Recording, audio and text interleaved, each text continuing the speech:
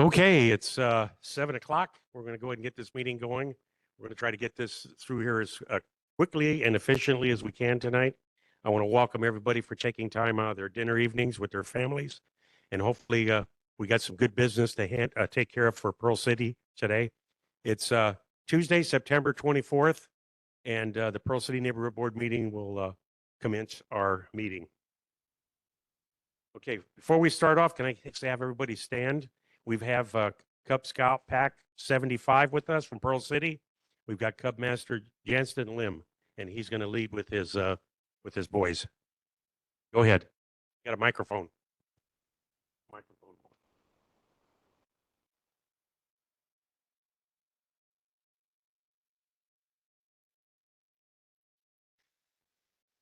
Okay, we'll start with the Pledge of Allegiance. Please join us for the Pledge of Allegiance. I pledge allegiance to the flag of the United States of America and to the republic for which it stands, one nation, under God, indivisible, with liberty and justice for all. All right. Thank you, Cub Scout Pack 75. Okay, please be seated. Okay. Choke on my saliva. Okay, first thing we'll talk about is our time limit policy and procedures. Anyone wishing to speak is asked to open the list of participants and click the raise hand icon by their name. Those are virtual. When recognized by the chair, address comments to the chair. Remarks should not exceed 3 minutes. Please cancel the raise hand icon after speaking. Presentations must be kept to 10 minutes. The chat box is also used where our neighborhood assistant will be monitoring that throughout the board meeting. And board members are required to keep their video active during the board meeting. The board may take action on any agenda item as required by the state sunshine law. Specific issues not noted on the agenda cannot be voted on unless added to the agenda. Board actions such as draft resolutions and outgoing letters will be posted for the public on Google Drive. And hopefully everybody's got a chance to sign in. This is a public meeting, and we need it for the records. And to my right here, I want to introduce you. This is Anson Wu. He works for the Neighborhood Commission Office. He supported us for the last at least 5 meetings and providing outstanding administrative support to us. And also he's here to keep me straight because we got the Bible right here, the neighborhood plan that we're supposed to follow. Okay, and we're going to start off with a roll call. Ekuni Agard, Rodney Awong, here. Charmaine Doran, here. Guy Inouye, Here. Brendan Lee called in. He can't make it tonight. Junior Mizano, here. Dan Smith, Nate Taguchi, Here. all right, Nate. Tony Velasco, Here. and myself, Larry Veray. Okay, we have quorum. Okay, and board members, I'd like to get your approval. I would like to move one item up on the agenda. This is filling our vacant at-large position and move it right after our public safety reports for public testimony. Are there any objections? Seeing and hearing none? Okay, we'll go ahead and do that. Okay, right off the bat, let's start off with Honolulu Fire Department. Welcome, gentlemen.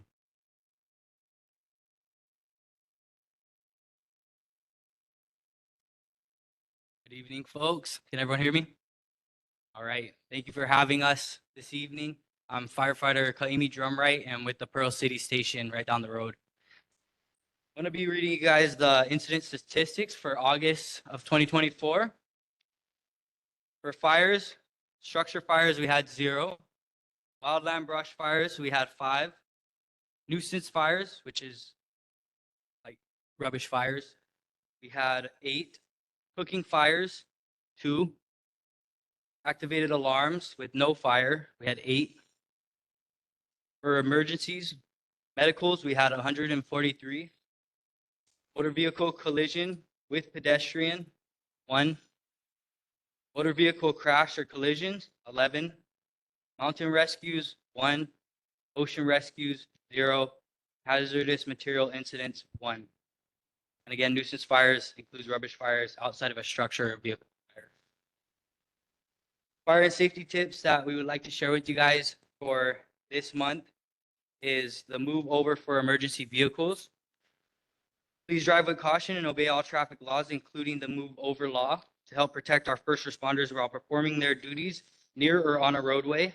This is more than a public courtesy, it is the law.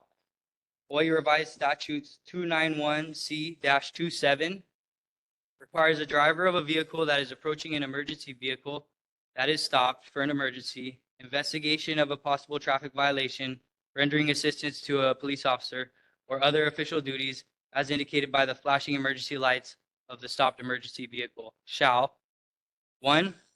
Slow down to a reasonable and prudent speed that is safe under the circumstances of an emergency road situation ahead. If necessary, the driver shall come to a complete stop before making a lane change. 2. Make a lane change into the adjacent lane if necessary, and if it is safe to do so, or if possible, take 2 lanes over, which leaves 1 lane in between the driver and the emergency vehicle. And emergency vehicles are all of us, including police, fire, EMS, ocean safety, freeway service patrol, tow trucks, and even some state and county vehicles while personnel are working. So just promoting the move over law. Try to keep our first responders safe on roadways. Does anybody have any questions this evening for us? Okay, board members, any questions? Go ahead. Can you be specific on the pedestrian with vehicle accident and where it was? I don't have any specifics on that incident at this moment, but I can go talk to our public information officer and get that information to you the next public neighborhood board meeting. Yeah, I think that'd be great, seeing as we're coming up with this, our roadways on, what part was it in a crosswalk and, everything else. Yes, So I sir. appreciate it. Yes, sir. Hey, Rodney, thank you. Okay, Guy, you're up. Thank you for your time. Hold on. We got a virtual board member. Oh, sorry. All right, Guy. Yeah, like how in the mainland they have aircraft other than helicopters putting out fires, etc., like that, scooping up large amounts of water versus even some chemical drops, etc., like that.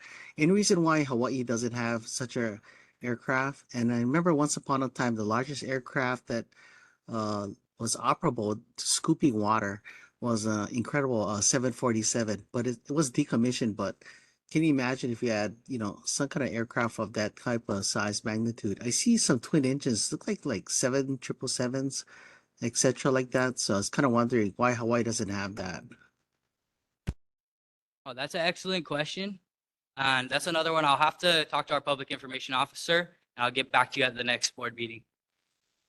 Yeah, because I was kind of wondering, if you actually scrambled, one of those aircrafts here in to Hawaii, I think it would, possibly help some of the fires that go past like 2-3 days, etc., like that. Because I think, to scramble an aircraft like that in Hawaii, I would think at least 24 hours or 48 hours. But, we've had fires that went on for like 3-4 days, etc., like that.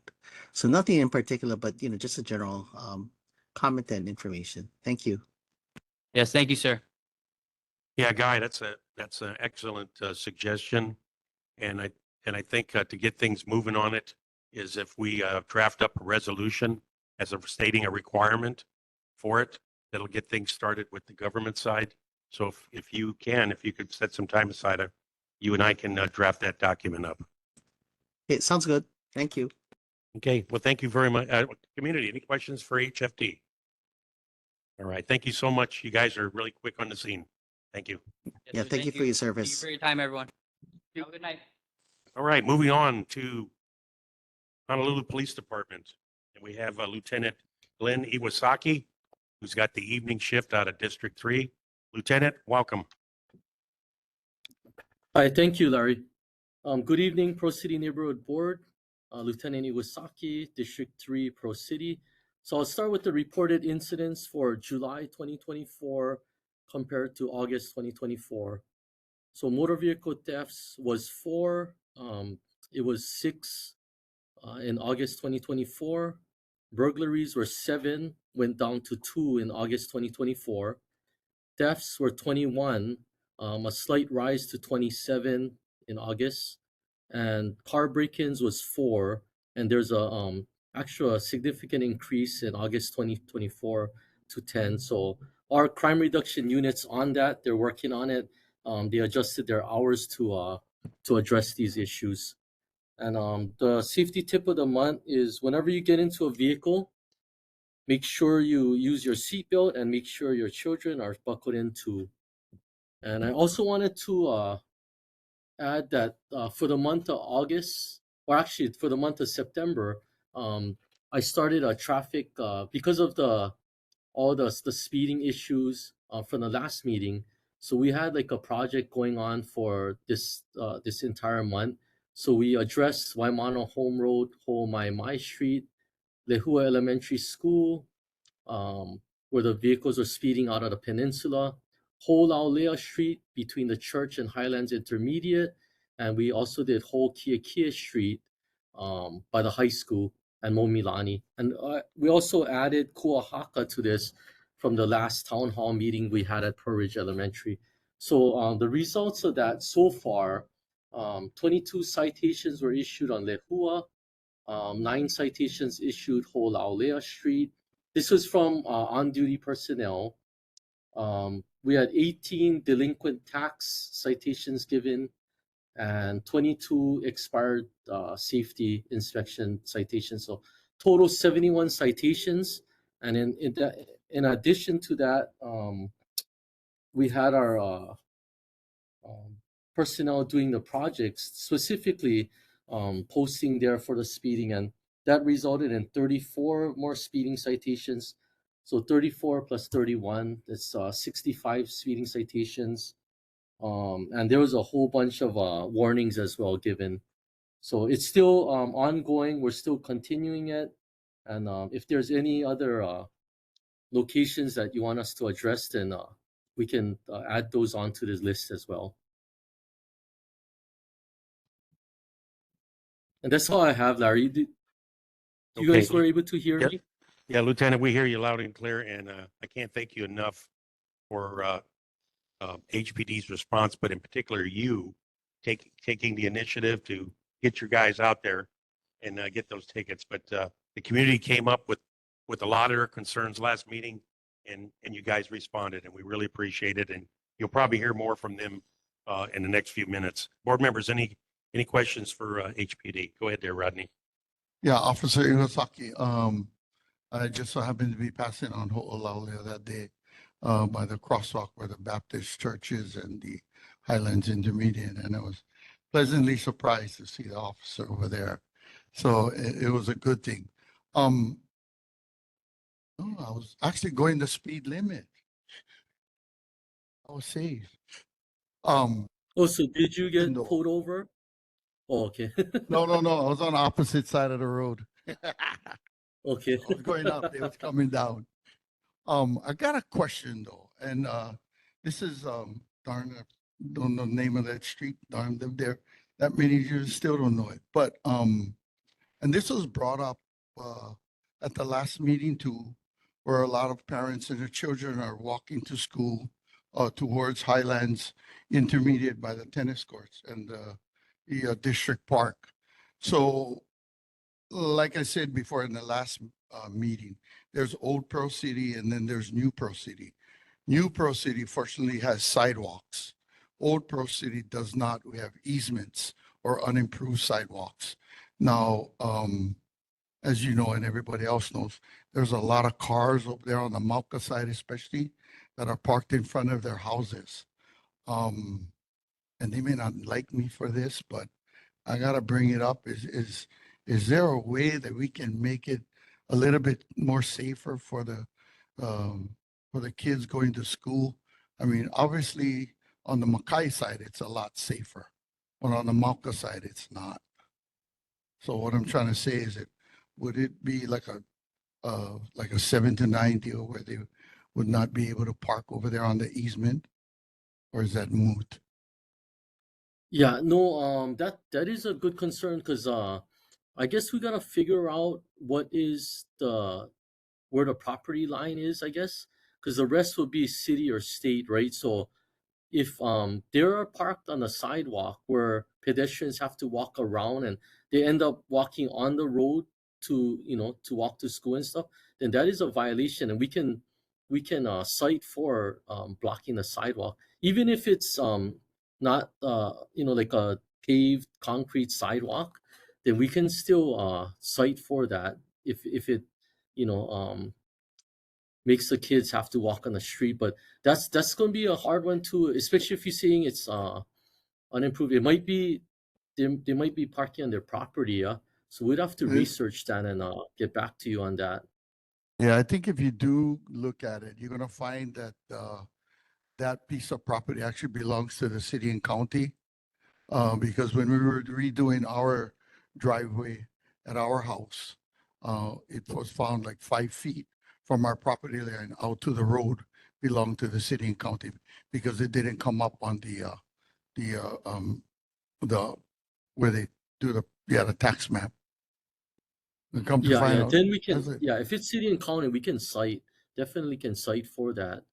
But what street is that? That's Ho Lau Lea? That must be Ho Lau Lea you talking about? My street. Oh, my street. Oh, it's Ho Mai Mai. Yeah, I mean, I don't want to ruin the day, but we gotta make them safer for the kids. Yeah, yeah, definitely, yeah. So I'll go look into that, and then I'll get back to you guys on the next meeting of that, because they probably, like you said, been parking there for for years and years, right? So if we suddenly take that away, yeah, you're right that it's probably gonna cause some commotion, and people gonna say I parked my car there for 20 years, suddenly getting cited. So, but yeah, let me do research on that, Ho Mai Mai, and then I'll get back to you on the next meeting for that. Yeah, Lieutenant, yeah, I think that'd be great. And also, I think coupled with that is Rodney and I take some photos, and then we need to educate the neighbors in that area. Maybe we can send a letter or a pamphlet to them. Got something to say? You know what the irony is? Ho'oma'emai means to clean up. That's literally what it is. So maybe that's what's happening. All right, moving on. Guy, got a question? And then we'll follow with the vice chair. Actually, Charmaine was first. Go ahead, Charmaine. Before I forget, I wanted to say thank you for your help with the commercial vehicle. I think that has been resolved for now. So thank you very much for being proactive with that. I put in another, I guess, concern from residents via 311. So eventually you will probably see that. It's regarding, there are 2 homes, one on the bottom by the park with chickens, and I'll be sure to put the information. Many chickens, and another one up in Palisades. And every time I kept putting it into 311, they kept trying to give me resources for feral chickens. And I kept saying, no, these have cages. But I wanted to ask, before I ask about neighbor conflicts, how the police department is handling some of those. We actually have speed enforcement requests near Palisades and along Komomai. The one on Komomai Drive was a request for a speed board. I think this time last year there was a request for a speed board, but if you guys could find some time to maybe drop by in the morning at Palisades. We have some creative driving going on that is putting students at risk. And then Komomai can become, a racetrack, especially in the afternoon. But I'll also email those to you. But I wanted to ask if the police department has taken any steps to different steps to kind of mitigate, or how they process neighbor conflicts. So, like this chicken complaint, I'm doing both of those as a member of the board, but that is to mitigate the conflicts that might exist between members in light of what's happened in Waianae, and which is not the first incident, right, like that, but just if the department is doing anything different. As far as I know, we still responding to, of course, all the calls, argument calls and stuff like that. Yeah. I don't think the department's changing anything or any you know tactic that we do. We always do refer them if they need you know referrals to like Ho'oponopono kind of thing and stuff like that. Yeah, but it's up to those neighbors to do it. Yeah, which probably would have helped in a situation like you talking about. Yeah, that definitely would have helped. But yeah, I don't. As far as I know, I don't think we're doing anything differently. Officers still going out there and addressing whatever arguments and concerns that we do have. Yeah, but they do let me know if there's something that's that should be addressed or should be looked at further. Then they always do let me know, and then we get together and brainstorm it with the sergeants and stuff, and we make sure that if there's potential for something that we take care of it. Something So that's like just to consider, and I know it's not your call. I know in the past, and I've actually had it happen to me, where, as a board member, I process these 311 complaints, and then the police would respond and they would like give them my address and my name as the person making the complaint. And while, I can handle it, sometimes, my house gets egged and all those kind of things. Maybe some of that might be worth looking at, and maybe our board will talk about in the new year and making a request to try to minimize some of those direct conflicts. But thank you so much for your help. Yeah, no, that's a good point, Charmaine, because I had the same complaints before too. On the 311, if you go anonymous, then there's no way that we don't contact you back with the results because we don't know who made the complaint. So you don't know if it's being worked on or not. You put your name, there's a risk that the officer goes and says, hey, Charmaine's the person complaining. And we had that situation. I talked to a elderly female at the town hall meeting, and she was complaining about a boat up in Palisades. But she said that when she made the 311, the owner of the boat actually knocked on her door and threatened her. So yeah, like, why are you making a complaint on me and stuff like that? So yeah, that is a big concern. And I think our officers need to know to be more professional and not, say that, hey, your neighbor is the one making the complaint, that's why I'm here, and address the problem itself, right? Yeah, so that's probably for our side to educate our officers more. Okay, thank you, Vice Chair. Guy, go ahead. Yeah, thank you very much. So it was brought to my attention that, on the bottom of Auhuhu Street, on the corner of Auhuhu and Akipa Street, they built a small little, it's not a roundabout, like a medial to help, temper the speeding down there in the bottom. But I noticed that some people, so the complaint was that, hey, guy, these people are hitting that area coming down about 40 miles an hour to 45. And, a lot of children crossing that area. So there's no way on earth, if they're like Parahonganchi, they'll be able to stop. It's going to skid and they might go out of control and, hit pedestrians on the sidewalk too. So I know, because I live right above there, right? And there are times where it was actually a speed trap, and they put one of those speed monitors that show exactly how fast you're coming down, etc., like that. But I've never seen an officer there actually with a gun and aiming it, so to say. But good, that'd be a good deterrent because, like I said, a lot of children cross there. In fact, I don't know if you know, way back when, Liang family, a little girl got hit and she was actually killed. And this was about, I think 1988 or 89 or something like that. I just moved there. A pretty tragic situation, So, yeah, somehow I have to mitigate that area, please. Thank you. Yeah, Guy. I'll add that to the list of enforcement areas. So I put out a list on areas that we want to get addressed. So I'll add that to the list. And then anytime if you guys want the speed trailer, I believe the speed trailer right now is on Ho Lau Lea. Correct me if I'm wrong, but they're telling me that Ho Lau Lea just prior to Ho Mali Mali Street. Our speed trailer should be over there right now, so we can move it.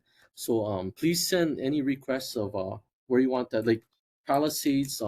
We can put it up there as well, as long as it's not too much of a huge slope.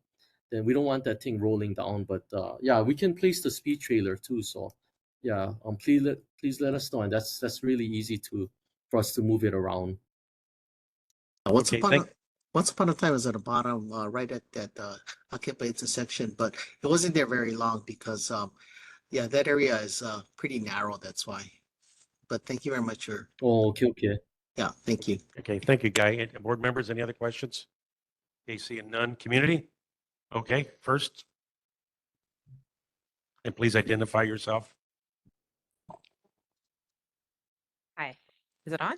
Yes. Yeah, okay. Hi, so my name is Heidi Weaver and I am a resident here in Pearl City. I just wanted to piggyback off what Rodney had brought up about the Ho'oma'ima'e Road, but also on the lower side of the schools there on Noelani. There are cars that park on the Malka side as well, so there's nowhere for the children to walk to school. I am the past president for the Peaches Kokuahui, which is the PTO for Pearl City Highlands Elementary School. And I did have parents that talked to us about the cars that are parked there. It makes it hard for the parents that are picking up their students coming along that street to make the turn up onto Waimano Home Road and into the school. It also makes it hard for the pedestrians who are walking their children or the children who are walking by themselves after school. So if we could have someone take a look at that, that would be amazing as well. Thank you. Okay, yeah, we'll do. What is the exact location? Ho'oma'ima'e and Komomai, is it? Sorry, no, that area was where sorry, that was what area Rodney where had the brought up kids, was yeah, talking about, yeah. Ho'oma'ima'e, Noelani Mhm. on the lower Oh, side of Noelani. Okay. yeah, Okay, got it. Noelani, the between Malka Waimano side. Home and Ho'olalea.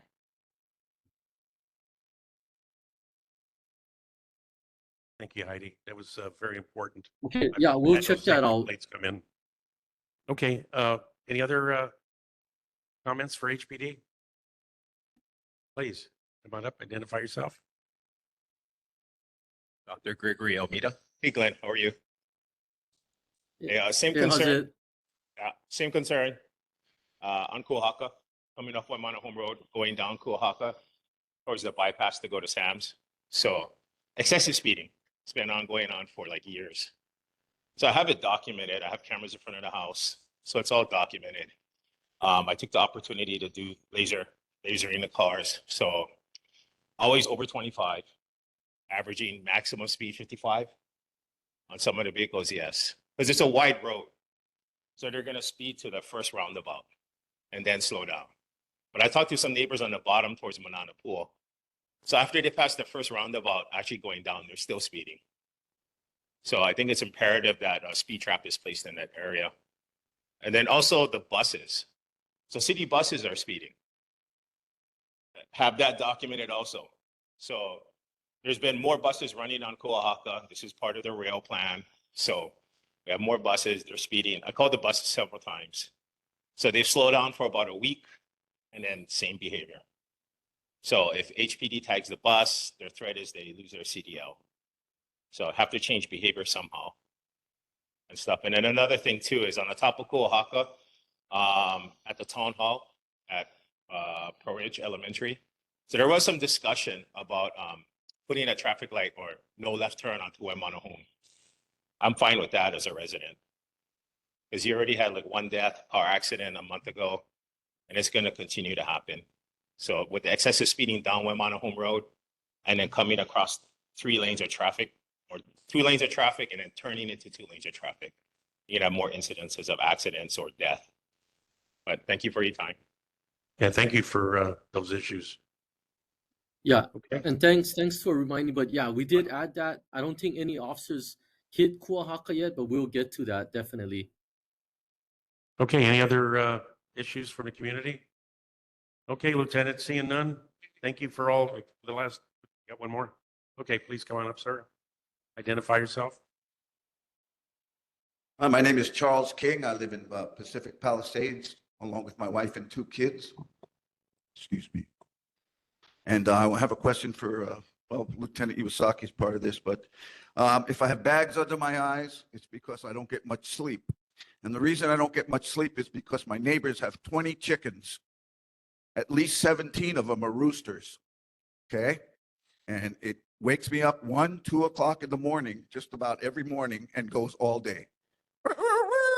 Right in my window all the time. It drives me nuts. And by law, residents are supposed to have only 2 chickens per household. That's it. Yet he's have 20. And I went to the police department in Pearl City twice to talk to them about it. They referred me out. They referred me to DLNR, which only goes on state property, which this doesn't happen. And they sent me to Narco Vice, which will only handle it if there's chicken fights. Now, these roosters are in individual cages, and they're being raised for chicken fights. And yet they're right below my house, where it comes right into my room where I'm trying to sleep. And, you know, I went to the main station. I had a long talk with Detective Elliott, and he told me, oh, they can't do anything unless the police come to your house and go and investigate it. I'm afraid for retribution for my family. Okay, I have my wife and 2 kids. The neighbors down there, I don't know what kind of people they are that are having these chickens. I know who owns the house. I know the couple, but I don't think they're the ones that are doing this. They're kids and friends that are raising these chickens in that area right there. And there's, like I said, there's at least 20 of them. And that's way above what they should be. They referred me to DLNR. I've been to DLNR. I've been to Narco Vice.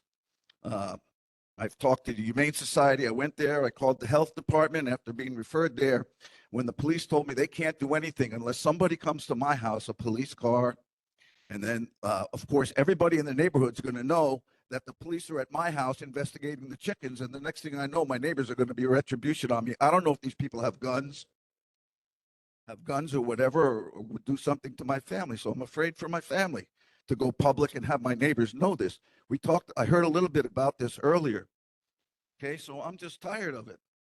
And I'd like to get some sleep in the morning, 2, 3 o'clock in the morning. I'm being woken up by these roosters, and it's driving me bananas. And I'm tired of it. Told me they cannot do anything unless I make a report and the police come to my house and they go down and look. But that's going to brand me as the one who's been doing it. And that way I'm going to get retribution. And I don't know if these folks have firearms and guns or whatever they're doing.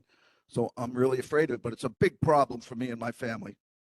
Anyway, I hope there's some way we can address this at some point, because police haven't given me any hope on this. So thank you for your time. But you came to the right place to address Mr. the King, issue. can you do me a favor, Mr. King? Could you Sure. come to the Pro City station again, and then leave me the address of where it's occurring, and just address it or leave a note for Lieutenant Iwasaki. Yeah. And Leave the address of where this is I'll- occurring. yes, I can yes, do because I that. need to know where it's. I tried to Yeah, do that and then already. yeah, no, but leave a note and say this is a message for Lieutenant Iwasaki. Maybe you can just throw it in an envelope or something like that, and they'll give it to me. So at least I know They'll give- where that we need to address this.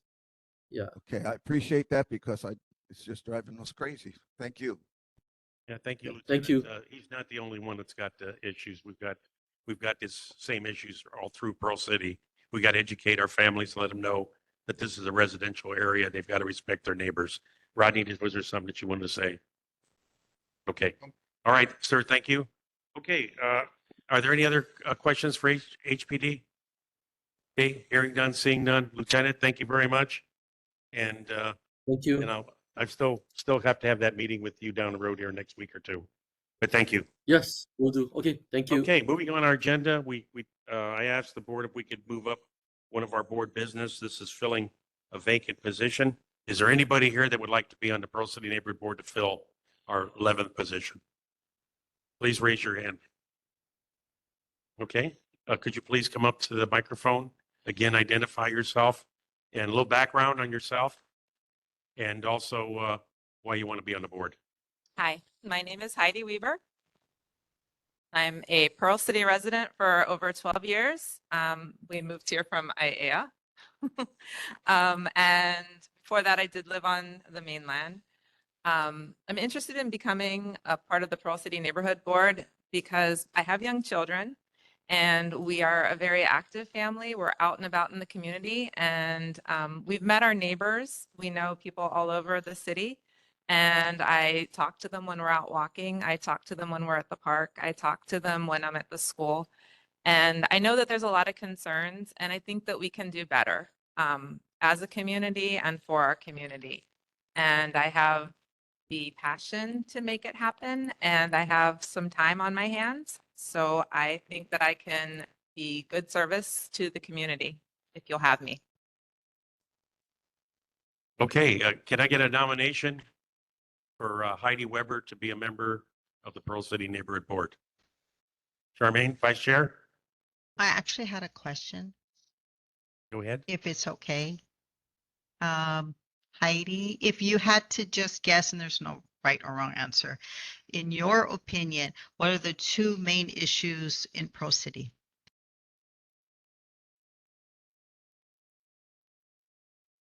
I think traffic and in all its forms. Our speeding cars, our cars that are not obeying the traffic signals, congestion, the roadways themselves, the disrepair of sidewalks. So movement of people, either in traffic or pedestrian forms, multimodal. And then the second issue I would say is that our public spaces are not being kept up. Our parks are not being maintained. The buildings, the facilities, the grounds are not being taken care of. And I think that extends as well to the medians along the roads that aren't mown and that are growing over with weeds so that it's almost impossible to pass on the sidewalks. Thank you. Okay, let's, board members, any other questions for Heidi? Okay, seeing none. Okay, I'm going to turn it over to Anson. Roll call vote. Hold on. Do you want me to nominate? Sorry, you Do nominate? do you want me to nominate? Is there any, do you want to make, did you do a final call to make sure there's nobody else? Yeah, is there anybody else? There's no one else. Okay, I nominate Heidi Weber to the board. Okay. So when I call your name, please, we don't need a second. Yeah. Okay, when I call your name, please say Heidi. Okay, Agard. Okay, Awang. Okay, Doran. Heidi. Okay, Inouye. Heidi. Okay, Miyazano. Heidi. Smith. Takeuchi. Heidi. Okay. Valesco. Heidi. Tony? Okay. And Vuri. Okay. She is now part of. Oh yeah, and I checked her driver's license and she's eligible for this board. Welcome aboard.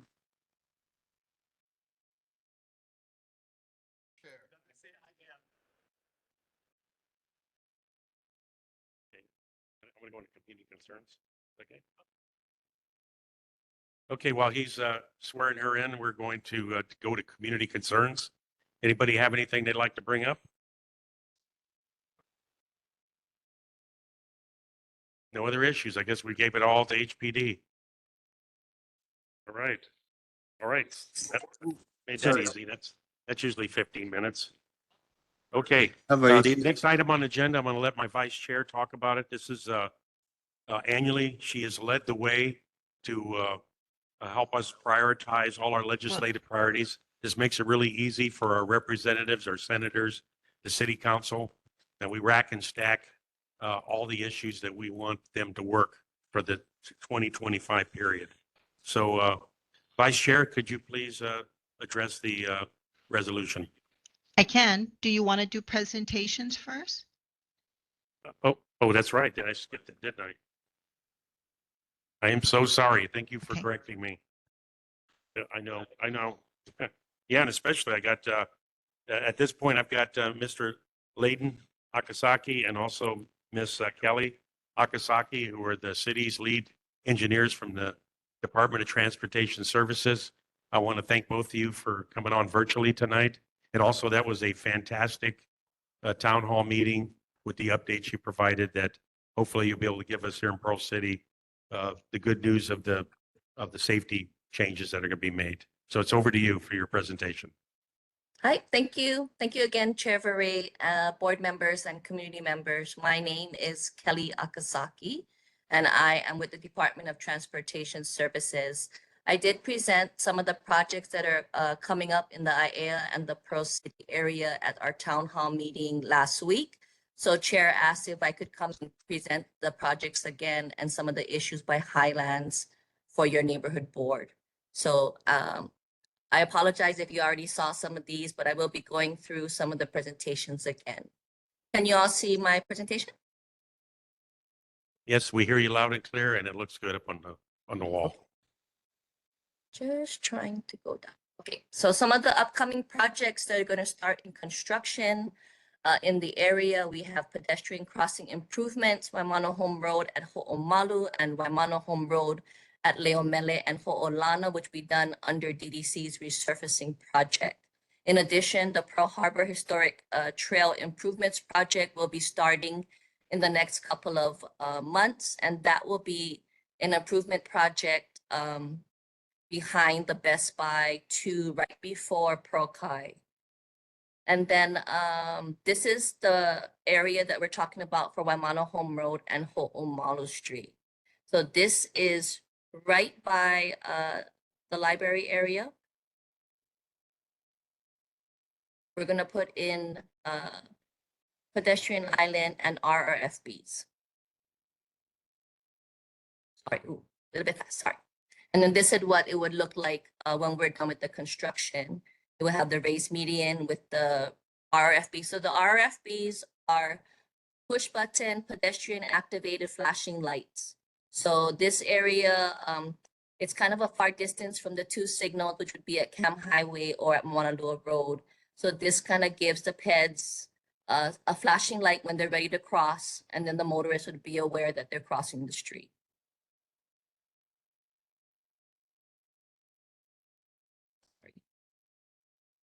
The other locations that would have RFBs on Waimano Home Road, which I mentioned before, will be done under DDC's resurfacing project, will be at Leomele and Ho'olana Street. So this is going up Mauka. Their project is going to resurface Waimano Home Road from Moanalua Road up to Komomai Drive. And then again, the Pearl Harbor project runs right behind the Best Buy parking lot where the new rail station is, to right before the last bridge by the Pearl Kai Shopping Center. And this project will be upgrading the existing AC bike path to a 12-foot wide concrete path, which also would include lighting to help bring life back to the area and keep it a little lit to kind of keep the homeless out of the area. And just, we're going to see if it's a pilot that will help make the whole area a little safer for those using the bike path. Future projects that are coming up in the area, Amakua Street speed mitigation measures. So this is up in Palisades. We have the Manana traffic signals facility that's going to be rebuilt close to Walmart. The Pearl Ridge Transit Station, which will be the bus station right behind the existing Skyline rail station. Skyline for phase 2, which would be from the stadium through the airport and ends at the Middle Street bus terminal. And then we have an island-wide traffic signal controller upgrade. So this will upgrade all the controllers for the 1,000 or so traffic signals island-wide. And then the last one that we are going to look at to study is Ka'ahumanu Street Road Diet. And then this was brought up at the town hall meeting. So I just wanted to call attention to it for those of you that were at the meeting. We do currently have studies looking at Ho'omaimai as well as Ho'olaulea, the 2 locations that they brought up at the meeting. In addition, Board Member Smith, I did have your Komomai left turn study put up there, just so that you know we are going to start looking at these locations and we will get back to you with the results. Do you have any comments or questions? Otherwise, that's the projects that we have to share. Okay, board members, any questions? Rodney? Yeah, for Mr. Smith's study, that left turn would be from Komomai going Mauka up on Ho'omoana. I mean, Yes, Waimano home. going up towards the high school, yes. So his Okay. was from morning traffic, that when one tries to go left up to the high school, that it's difficult to do the left turn due to all the opposing traffic coming Komomai westbound. So for the last, And, did go ahead. study it for a left turn phase, and it did not warrant. However, this year in particular, you know, there's a lot less school bus service. So that might require that more parents are required to drop off the kids. So it could be that the volumes have changed. So we have agreed that we would restudy that area again. And what about the left turn from Waimano Home Road onto Komomai in the afternoon?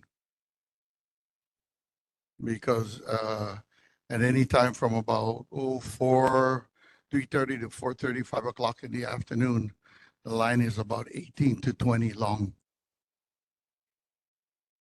There's a light already though, right? Waimano Home Road going up, turning into. Yeah, but it's not long enough. Okay, so I you want us suggested to one see if time. the timing can be adjusted? Is that? the Yeah, well, I looked at another one I did by myself, and because the Makai bound lanes from Waimano Home Road going down, one is a only left turn only, and the other one is a straight. So you could probably stagger a lane on the downside for about 150 or 100 yards, and then turn it back into two down lanes going. But you can actually, it's something similar to what they do on Ka'anohi, going up and making the left onto Moanalua. Mhm. So you guys might want to look at something like that, because it's a double lane when you go down Komomai, Okay, going towards Palisade and emerge later on at the turn. So it's sure, we something to can look look at at. that Then and it'll see what the double up widths the are. lanes. Yeah, we'll have to look at what the widths are and if we have enough space. Yeah. to look at lanes. Because the last time I talked to a fella down there at road traffic, he said you guys would have to take a look at the numbers. Sure. Any other questions? And Kelly, is there anything that you're putting in for delineators to slow down the speed on Waimano So- Home Road? Not for Waimano Home Road, Because only we've got extensive speeding there all the time down that the hill. the hard part with Waimano Home Road is because of the steepness of the roadway and because the number of lanes that kind of get full, especially by the lights. We don't have a lot of areas that we can reduce the lanes to put in either a median or a bulb out. Unlike that one small section where we're going to do the RFB or the PET activated button. So below Moanalua and Kuala, kind of by the park, by the library, it kind of, the volumes lessen there. And then when you get closer to Pacheco Park by Camp Highway, then the volumes pick up again where we need more of the lanes. So between that small section is pretty much only where we have more space than we need for lanes. But everything Mauka of Moanalua, it's pretty full. And then once you get past Komomai, you know, it drops down to 2 lanes anyway. So there's not much we can do to reduce it more or to put in medians or delineators. We can do it, but the hard part about delineators, if I don't put it with a median or with tough curbs, they're just gonna get run over, and in about a month, I'm gonna have to change them all out. Okay. All right. We have 2 of our board members have questions. Guy, go ahead. Yeah, the question I had brought up years ago is that, when you have a left turn only going from Waimano Home Road onto Komomai, a mountain bound, I'm not sure why you can't have a right turn only from Komomai onto Waimano Home Road. And then the person said, well, they did a study in not enough traffic. I said, wow, one time, I usually leave the house early, but once I left like about closer to like 8 o'clock, etc. like that. And on Komomai, making a right turn onto Waimana Home Road, God, the cars were around the bend and down the hill.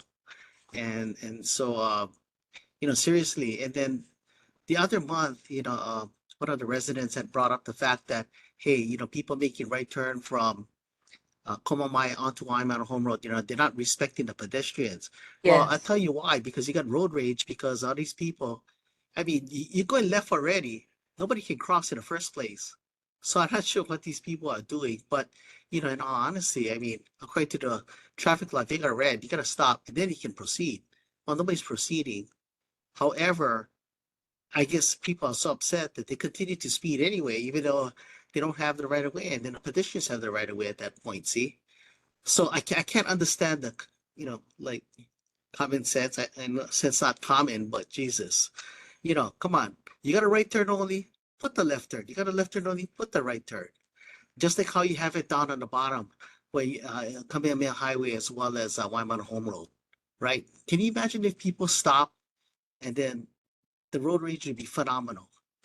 So, So the only thing mitigate that that. if I do the right turn light, then I'm gonna ban the right turn on red.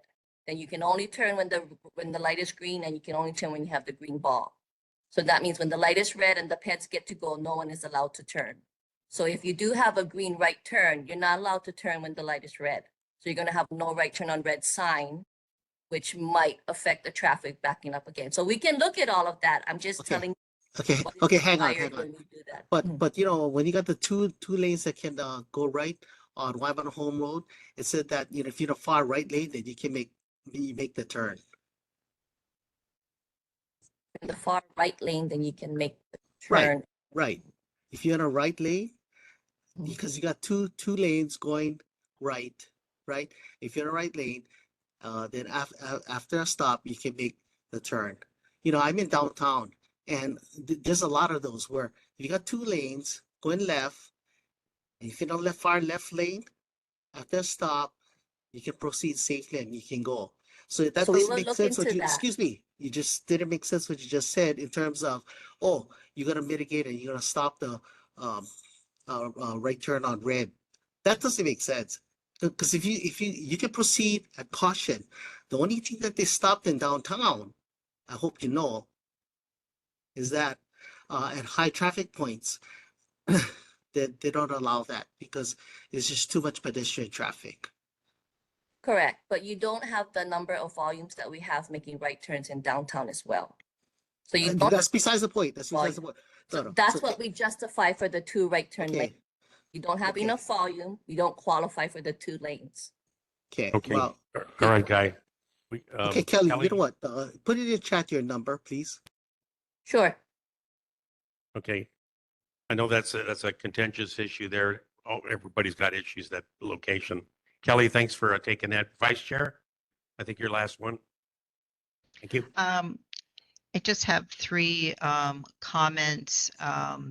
And just so it's clear, with what Guy is mentioning is actually coming out of the community about the right-hand turn lane. Some of our demographics have changed, and we're not really the retirement community that we once were.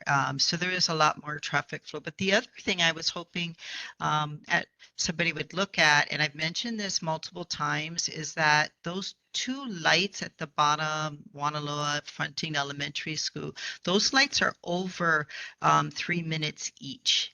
And so it really does cause a huge backup, and it is even actually turning left onto Waimano, is that light is probably closer to 4 minutes. But maybe if you guys could look at that, because it doesn't seem to facilitate the efficient traffic flow, which is also something you guys look at.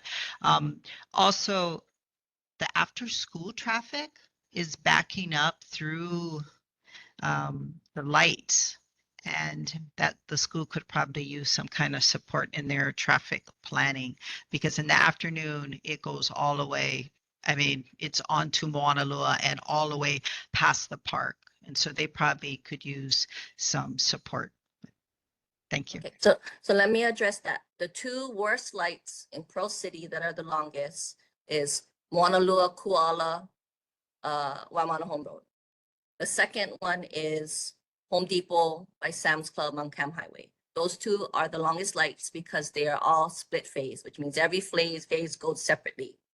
The trouble with the Moanalua one and what we're hoping when we change out the traffic controllers, these are controllers that were in there from the 80s. So the new updated system will allow us to do more features as well as put in split phases. Specifically with that one, Noilani light kind of messes it up because you have to still account for two intersections that are really close together. And that's why the timing takes so long.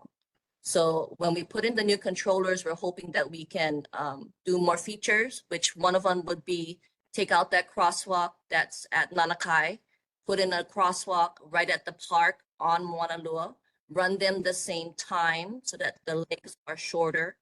And then Waimanahome Road will go at the same time and Moanalua and Kuala can go at the same time. So instead of split phasing those, we'll try and shorten the timing so that it runs at the same time. But these are some of the things that we're working on when we upgrade the traffic controllers in the next year or so. Okay, thank you, Okay, Vice thank Chair. you. And we have one more. Go ahead, Dan. Thank you very much. And you, of course, you have my written comments. Thank you. I think when you come up with designs, it's good to have a meeting where we can go through all the discussion. And one more thing, yield on green from Waimanahome Road onto Komomai would help a little bit. So anyway, we look forward to your updated controllers and more dialogue on these options. Thank you. Sure, thank you. Okay, thank you, Dan. Okay, community, any questions for Kelly? Okay. I have a question. Can you hear me? Yeah. Oh, sorry. Who do we got? Hi, my name's Jonathan Doan. I'm a resident of Palisades. Okay, go ahead. Just a couple questions. Sorry. What justifies a street or whatever to have speed humps? Because I live on Komomai Drive between Omakua and Ohuhu, and there's a lot of people speeding, and it's just unsafe. I see a lot of elementary kids from Palisades. They walking down the street too, and sometimes they have to walk on the street too because there's so many cars. We don't have a sidewalk really.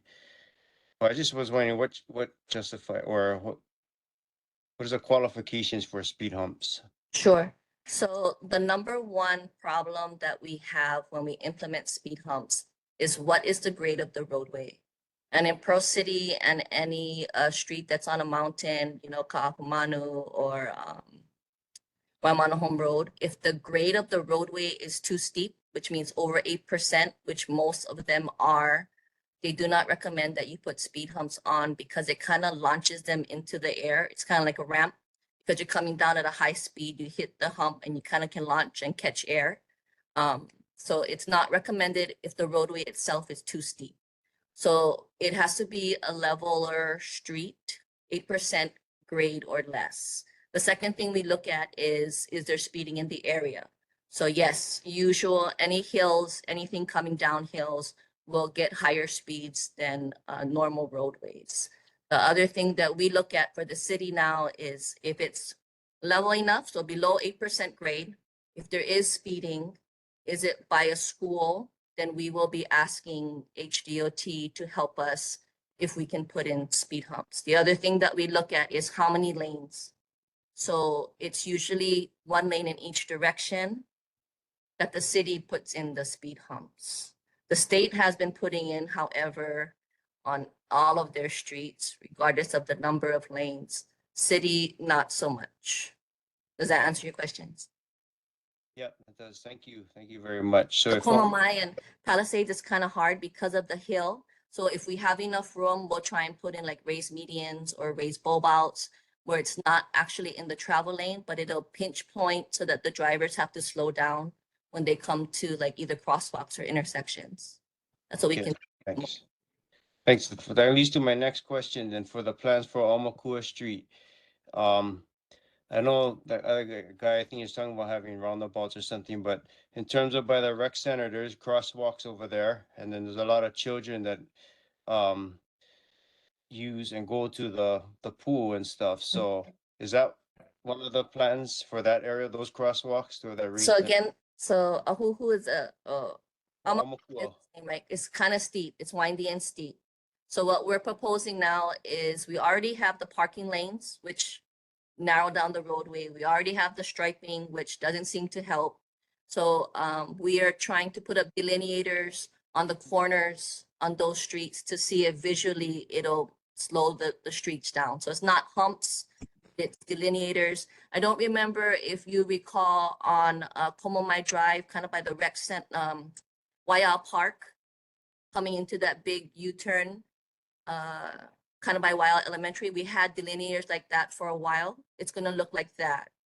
Okay. That will be for the whole stretch of Amakua. So it's like 75 delineators for that whole stretch.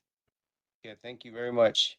Sorry, one Sorry. more thing. I promise. You already had two. We got to move on. Okay, more stanchions on Kamehameha Highway by Home Depot. Cars still Yeah. cutting. So Sorry. that's state, yeah, that's not city. Okay, thank you. It's got private property there too with creative flow through the traffic. But thank you, sir.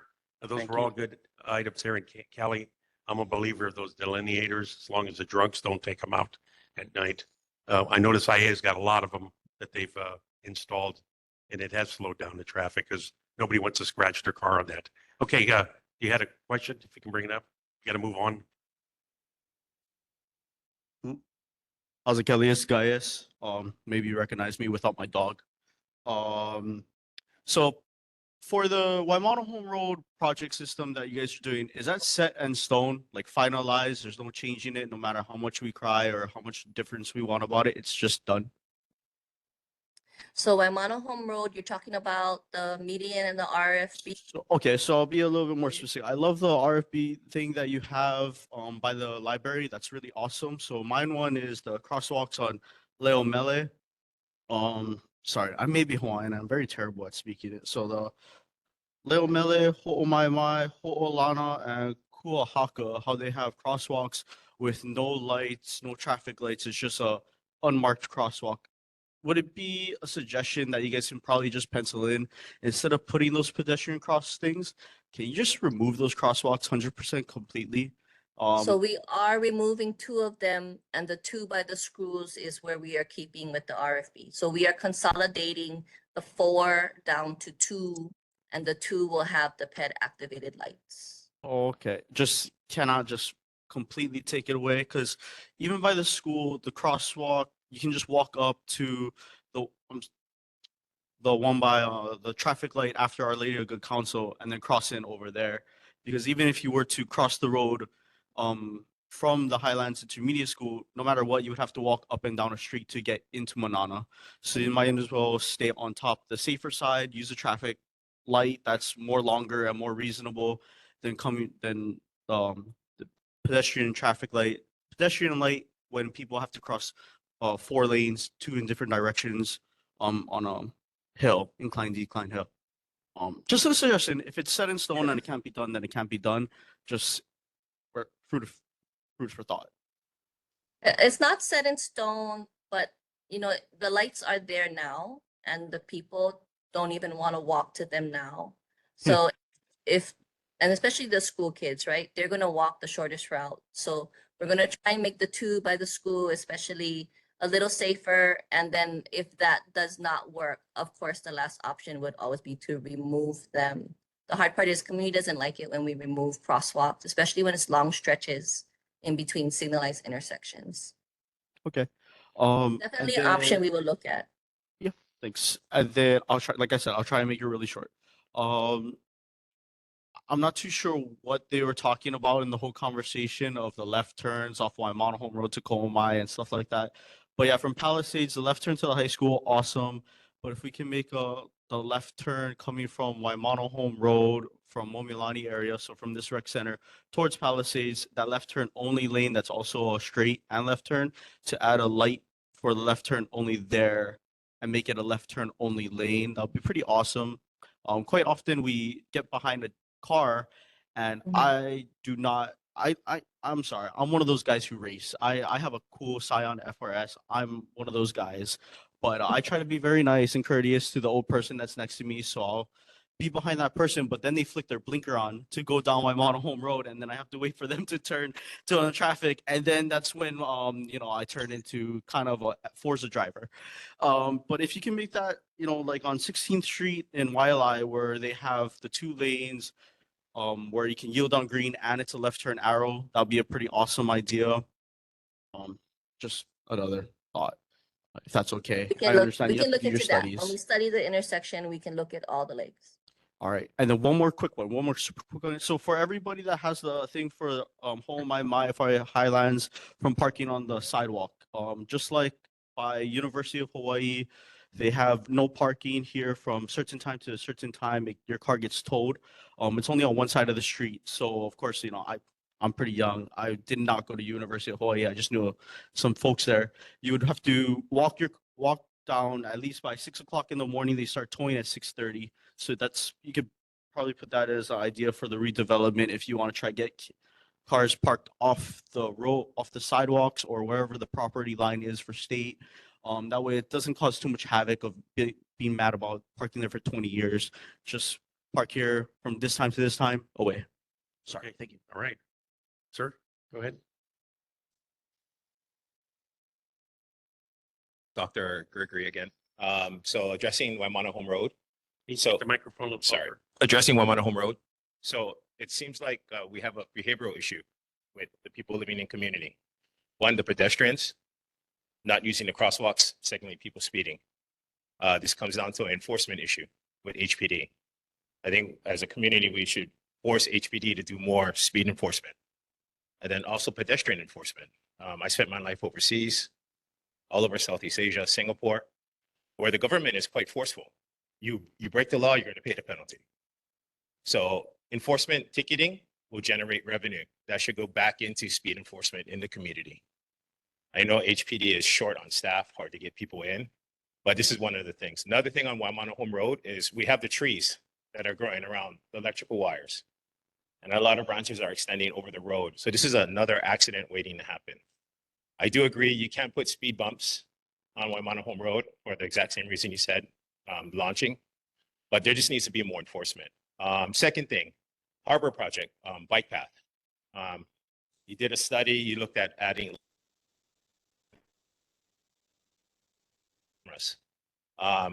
lights isn't going to deter the homeless from invading the bike path. I ride bike for exercise. It's hard to get down the bike path. It's encumbered by homeless, high risk. So, I mean, I won't take myself, let alone my kids. I grew up in this area, although I left for 30 years. So this is something that we need to look at. Cameras are quite cheap. It does make them think twice, but it has to be mirrored with law enforcement. Like in downtown, there's cameras, but no enforcement. So there's no penalties or consequences for those people. Thank you for your time. Yeah, I know exactly with the mopeds that are a big hazard on the bike path, but that's a great idea. Not only the mopeds, but the e-bikes and the kids. So this is yes. So this is another issue. Like in Manana Park, kids are riding in the park with e-bikes. Okay, thank you very much. Okay, Guy, just make it quick. Yeah, sorry, Kelly, last one, you know, only because you mentioned crosswalk. So I had brought up, you know, years ago when they talked about, you know, smart streets, etc., like that. And then part of the smart street was the removal of the crosswalk on Nanakai and on Waimanahome Road. God, I cringe when I have to pass that area, and I literally slow down to about 20 miles an hour because it's really spooky. So I'm not sure if that's in the works, but if you could please check up on that. Thank you. Okay, Kelly, thank you so much for taking time for Pearl City. We really appreciate it. Everybody got educated. When they watch Alelo, the recordings will get out more to the community. And if there's anything we can do for you, please reach out to us. But thank you so much. Thank you. Okay, moving on. Our next And presentation. email is in the chat. Okay, and next presentation, we've got Shane Akagi from the Department of Community Services. He's going to educate us on the grants and aid process. Welcome. Good evening, Chair DeVray, Chair Varay, Vice Chair Doran, members of the Neighborhood Board, and community members. My name is Shane Akagi. I'm the administrator of the Office of Grants Management in the Department of Community Services. Next slide. The Department of Community Services for the City and County of Honolulu offers a variety of. We have workforce development, we have training, Section 8 housing assistance, rehabilitation, and down payment loans for low-income families. Also, we are responsible, we oversee the programs to assist those that are experiencing homelessness and prevention of homelessness. Next slide. So I'm going to start off with a little bit of a background on the Grants and Aid program for the city and county. The program was started in 2014. It was created by a charter amendment that was approved by the voters of the city and county of Honolulu in 2013. It established a Grants and Aid Advisory Commission that has 7 members that are appointed by the mayor and approved by the city, confirmed by the city council. Now, for any funded or recommended funded grants, the city council has final say through the city's budgeting process. The city council also sets priorities for the Grants and Aid program via council resolutions. And the current council resolution in place is 20-263. In 2016, a charter amendment also approved by the voters of the city and county of Honolulu made the Grants and Aid Fund the sole source of city funded grants, with some exceptions, which are or state pass-through and matching grants. Next slide. The grant's purpose is to award charitable nonprofit organizations that provide services to economically and or socially disadvantaged populations, or provide services for public benefit in the areas of arts, culture, economic development, the environment, or community development. Next slide. In terms of public services, funds in this category is used to support qualified services and programs for target populations, and vulnerable includes seniors, persons with disabilities, children, victims of domestic abuse, homeless persons, and those suffering from the effects of substance abuse or poor mental health. Next. In the areas of arts, community, economic development, and the environment, funds in this category must be used to support the sustainable improvement in the well-being and quality of life of local communities, especially low to moderate income. There are 2 tiers of grants. Tier 1, which are intended to be single events, single purpose grants, range from $5,000 to $10,000. Tier 2 grants are your programmatic type grants, and they are supposed to fund, they're between $25,000 and $150,000.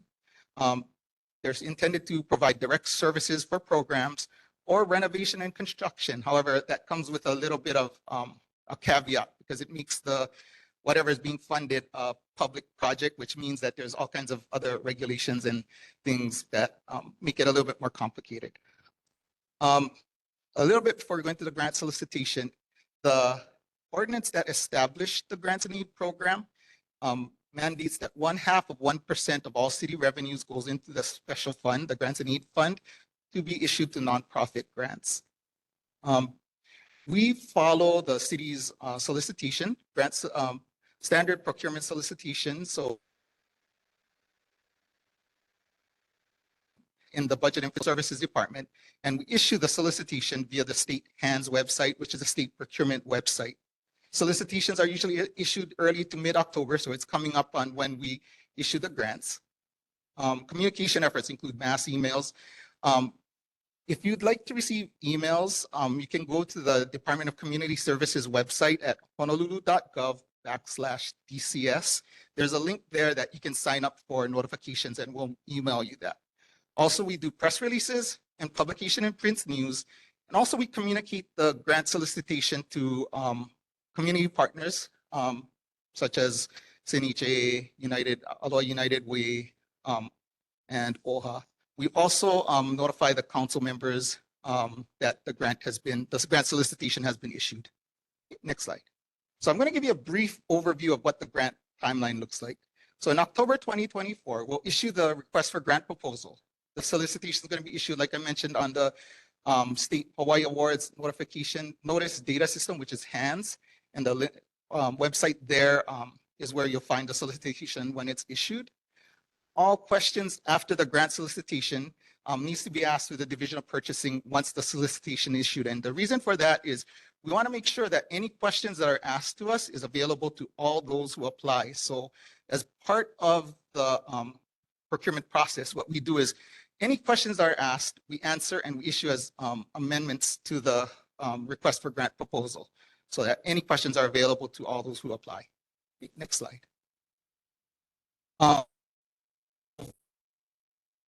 Deadline for the grant is due. It's usually within the 3rd week of November. We usually request for 1 hard copy as well as the electronic file of a Word, Excel file, and a PDF file as part of the submission. It's due to the Division of Purchasing, the Department of Budget and Fiscal Services at Honolulu Hale. We usually tell the nonprofits that if they don't know where that is, to please go down and check it out because it's the deadline is usually at 2 p.m. and we don't accept solicitations after 2 p.m. So if you're 1 minute over, which has happened, we can't accept that in fairness to all those that have submitted their application on time. Next slide. In December 2024, then reviews the applications for completeness, whether there's missing, and we'll follow up with the grantees if there's applicants, if there's missing supplemental data, stuff like tax returns, financial statements, certificate of standing. If there's any major issues such as a certain narrative question not being answered, unfortunately, the proposal is disqualified. In January to February 2025, we'll hand over the applications to the Grants and Aid Advisory Commission. Individually, they'll score the proposals. Annually, there's about 150 to 170 applications. Last year for fiscal year 2025, we issued a little over $9.6 million in grants to about 78 different organizations. The proposals are then scored by the commissioners. They then aggregate the scores, and then the commission makes recommendations to the Honolulu City Council. By law, we're required to submit the recommendations to the Honolulu City Council no later than March 4th of every year, and then that becomes part of the budget evaluation period for the city. In June 2025, when the City Council passes the budget, the final selections of approved grants are notified by our department, and we begin contract negotiations with the nonprofit.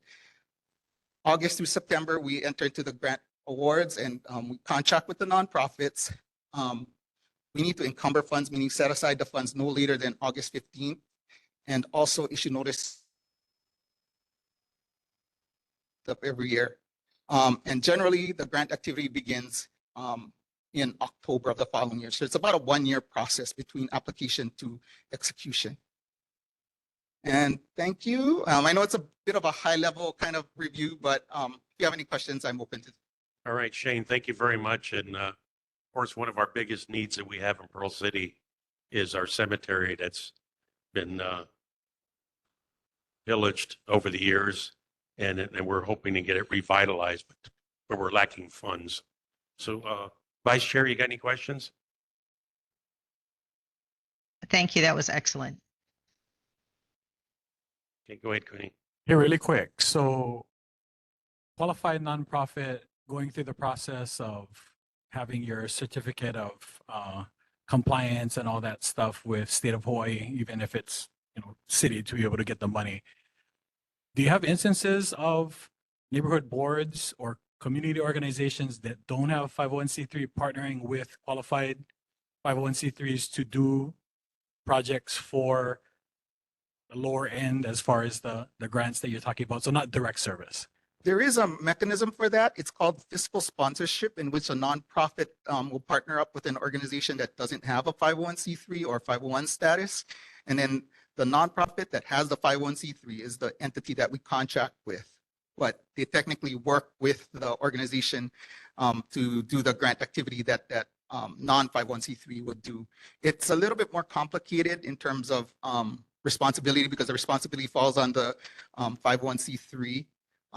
Keep in one of the things I didn't mention was that the council policies, the resolution has in it that only one grant can be awarded each year to nonprofits. So for some nonprofits, the choice of between getting money for themselves or getting money with partnering with another organization. Rodney? Yeah, I was just wondering, so after these grants are awarded, do the nonprofits have to come up and,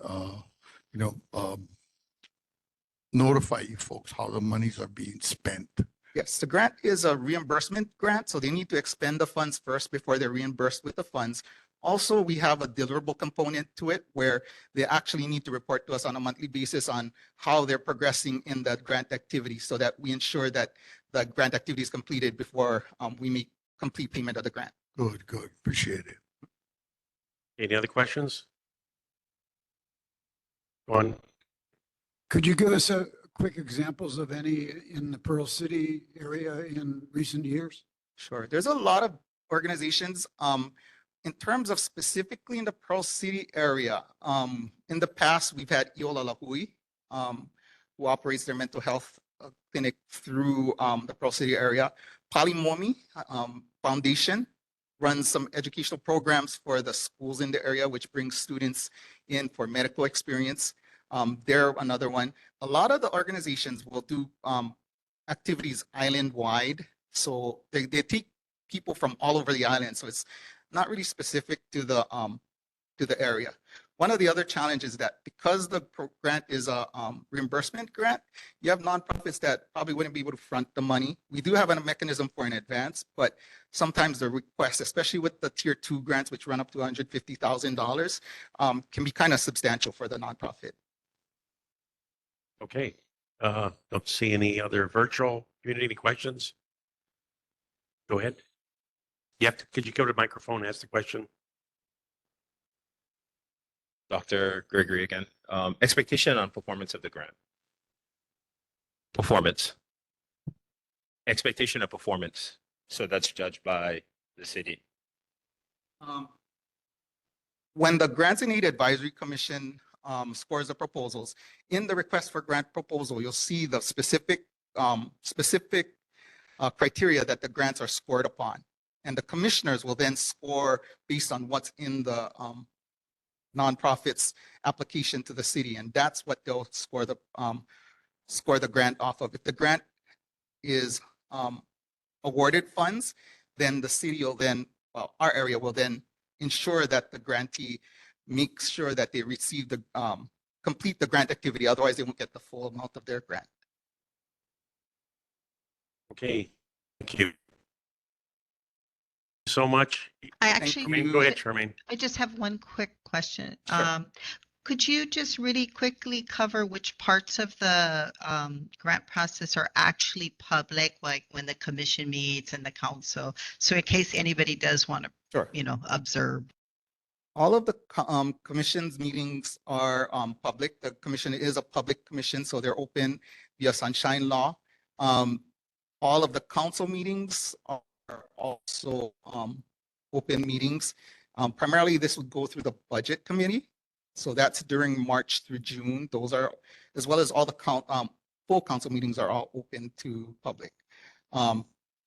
During the Grants and Aid Advisory Commission's meetings in February, to get the word out by March, all those meetings are also open to the public. Okay. All right, Shane. Thank you very much. Thank you. Good education. Thank you. Okay, moving on to board business. Vice Chair, you want to brief us on the resolution for the legislative parties? This resolution sets out legislative priorities for 2025. I think everybody is pretty familiar. We've been doing this for several years now. For instance, many of the traffic projects that we have discussed just in this meeting and last month and the month before that have been among our priorities for 3 or 4 years now. So it allows us to identify for our government officials, which items we consider important. And it also empowers us throughout the legislative season to provide testimony and advocate and lobby. And so right now it's blank. As cleared by OIP, if you give me your suggestions, I will type it in, or if you type it in a document and add it to the Google Drive, I will compile it. But right now it is blank, so hopefully next month we'll have more of a final document. And with that said, I would like to move to defer the resolution. Hey, can I get a second defer? Okay. Any objections? Hearing none. And Vice Chair, thank you so much. And board members, I need you to put on your creative hats, be thinking about the things that we need to work for Pearl City for this next year and help our legislators. And also be there to provide testimony once we get it in their hands. And if draft those resolutions. Okay, moving on. Dan, you want to brief the next resolution, State of Hawaii Department of Education and the counties cooperate to supply fully adequate school busing for pools, public school students in consultation with the affected communities. Mike.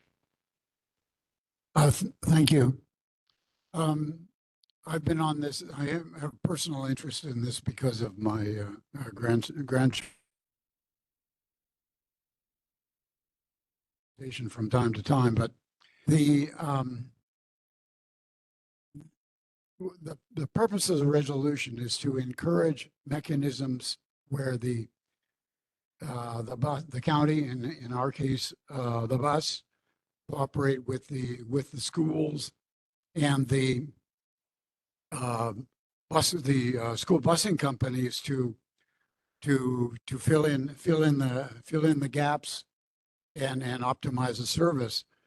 For example, without this kind of consultation, basically the bureaucracy ignores us. So I did cite in this resolution House Bill 2082, which Representative Trish LaChica introduced to set up mechanisms for coordination.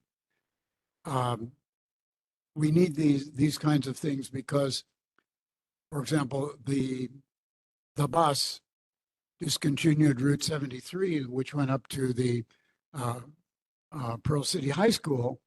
They put in 531 and 532 shuttles, but they don't go all the way up to the school.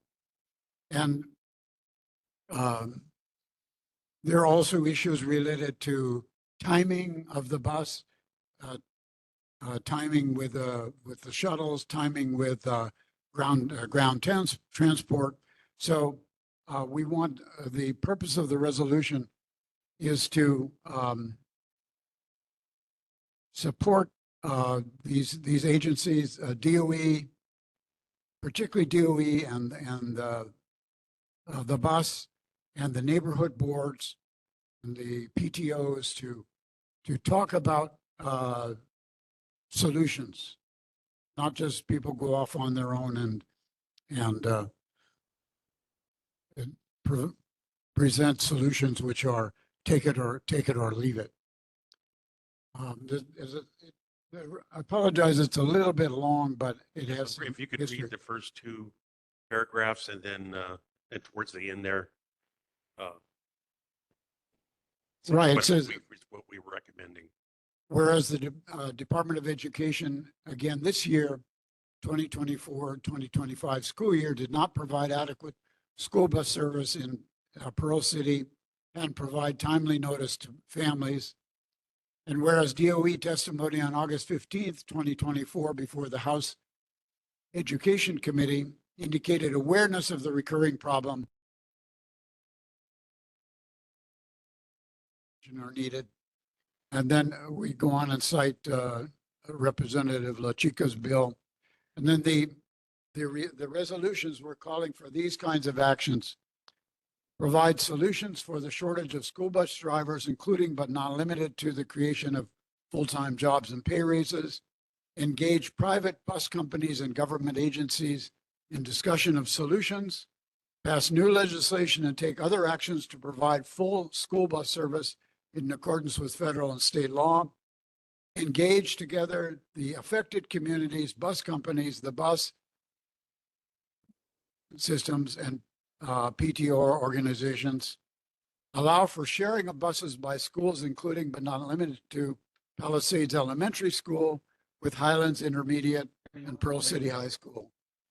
And where capacity allows, as exists in the law already, allows students access to school busing on a space available basis. So we resolve and electronic copies to all of the agencies. Okay, can I get a motion to approve?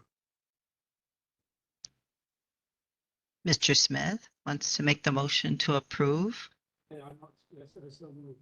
Okay, Second, Vice Chair seconds. Okay, any discussion? That is the discussion item. I actually, I just got something to say. Vice Chair, go ahead. I can wait if, do you want me to go? Yes. Okay, is there somebody from the DOE or state who is well versed at this issue? Because I think a few of us listened in to a meeting at the BOE, and it sounded like they were making contract changes, or like the contract was coming up. So I'm not sure if somebody is here who knows about what's happening now. Yeah, I don't see anybody here right now from DOE. Okay, so this is, thank you, Mr. Smith, for drafting this reso and for being committed to this issue. I've said before that I don't have a lot of faith in the DOE or BOE for this issue. And I think it doesn't serve the public well if we start supporting transit and then we start abandoning transit at the same time, which is what's going on here. But we'll just keep, trying to get it done as best as we can. So thank you for doing it. Okay, thank you, Vice Chair. Rodney? Yeah, hi. So I happened to watch the news that night when they had Keith Hayashi on the stand, and my opinion is that you cannot, hang the BOE on this one, because when you have a public entity working with a private entity, and the bottom line is you cannot force people to work whether they want to drive a bus or not. And, there's a lot of reasons and we all know them, but we already have a public service already instituted with the city bus service. Now, there's been many routes where they have made adjustments to the routes that they run, similar to the one that went up to Nakasone.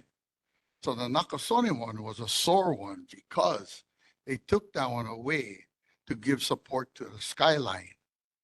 Now, when you're lacking in bus service for the kids, why isn't there a possibility of moving some of the bus routes in the community to support the kids and the families in that area?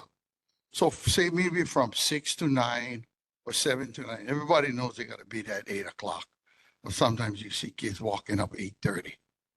So from that time on, if an adjustment could be made to the routes to help out the families and the kids, then I think this would be good.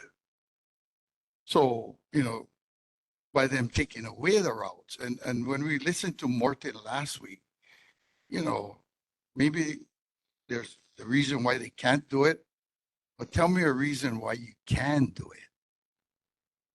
And at that certain time, when you cut off at 9 o'clock, you go back to your regular route. And then maybe in the afternoon, they come back again. So that's Okay. Any other discussion? Seeing none, we're going to call for the vote. Anson?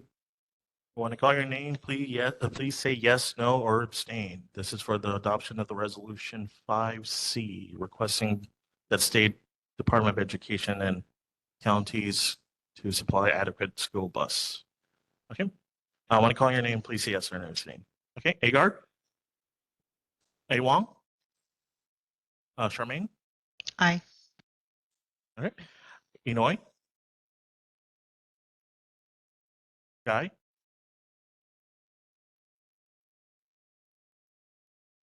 Okay. Aye. Okay. Okay. Heidi? Yes, no, or abstain? Okay. Miyazano?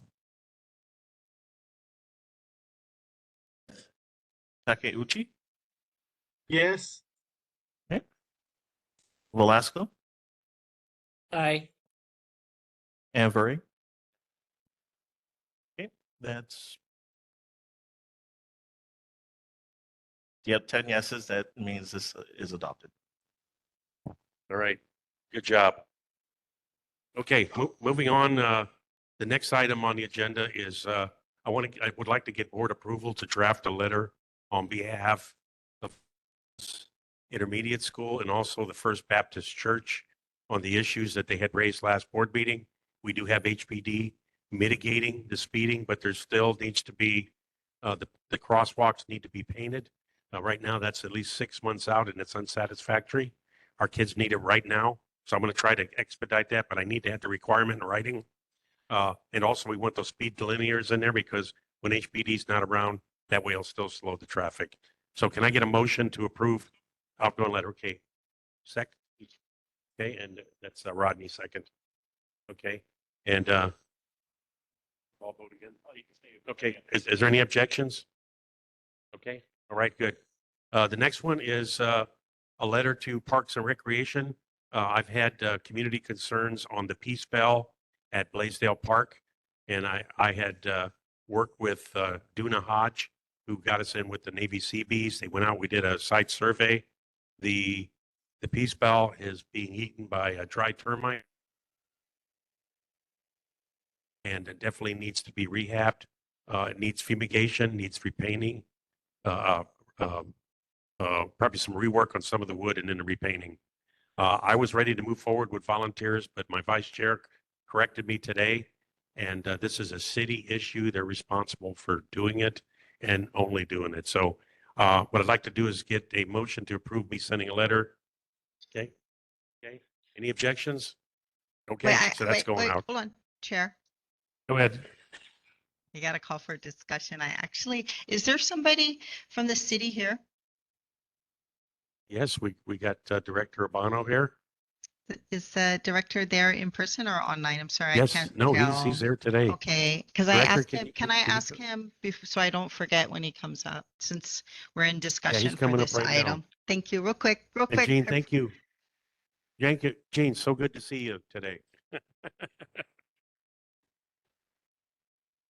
evening, everyone. Gene Albano, Director, Chief Engineer of the Department of Facility Maintenance, City and County of Honolulu. Vice Chair Duran, did you have a question? Welcome back. Nice to see you. Thank you so much. Good to be back. Okay, actually there, I am can kind of glad see to you. be back. Sometimes we can't see you. There you are. Thank you. For this item, this bell is a part of the city's art program.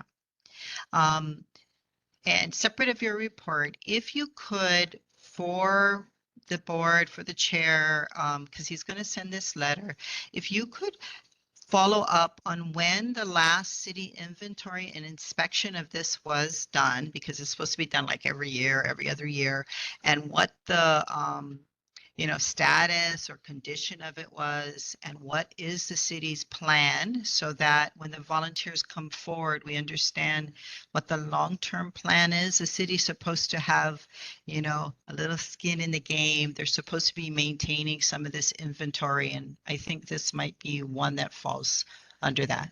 Thank you. Just to be clear, this is in regards to the Peace Bell at Blaisdell Park. Okay, I have listed it down. And you're in communicate with the Director of Parks I and am. Recreation. We are at the same building. We are a floor separated by floor, and we actually meet once a month. So I will certainly bring this up with Director Thielen. Right. Thank you. Thank you. So I'm sure I'll be talking later as well. Thank you. Vice Chair, any objections with me drafting the letter?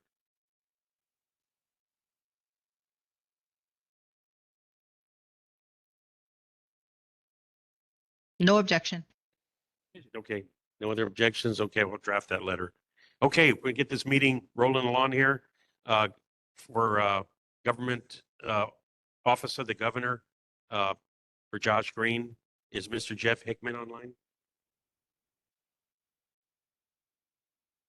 Okay, I don't see him.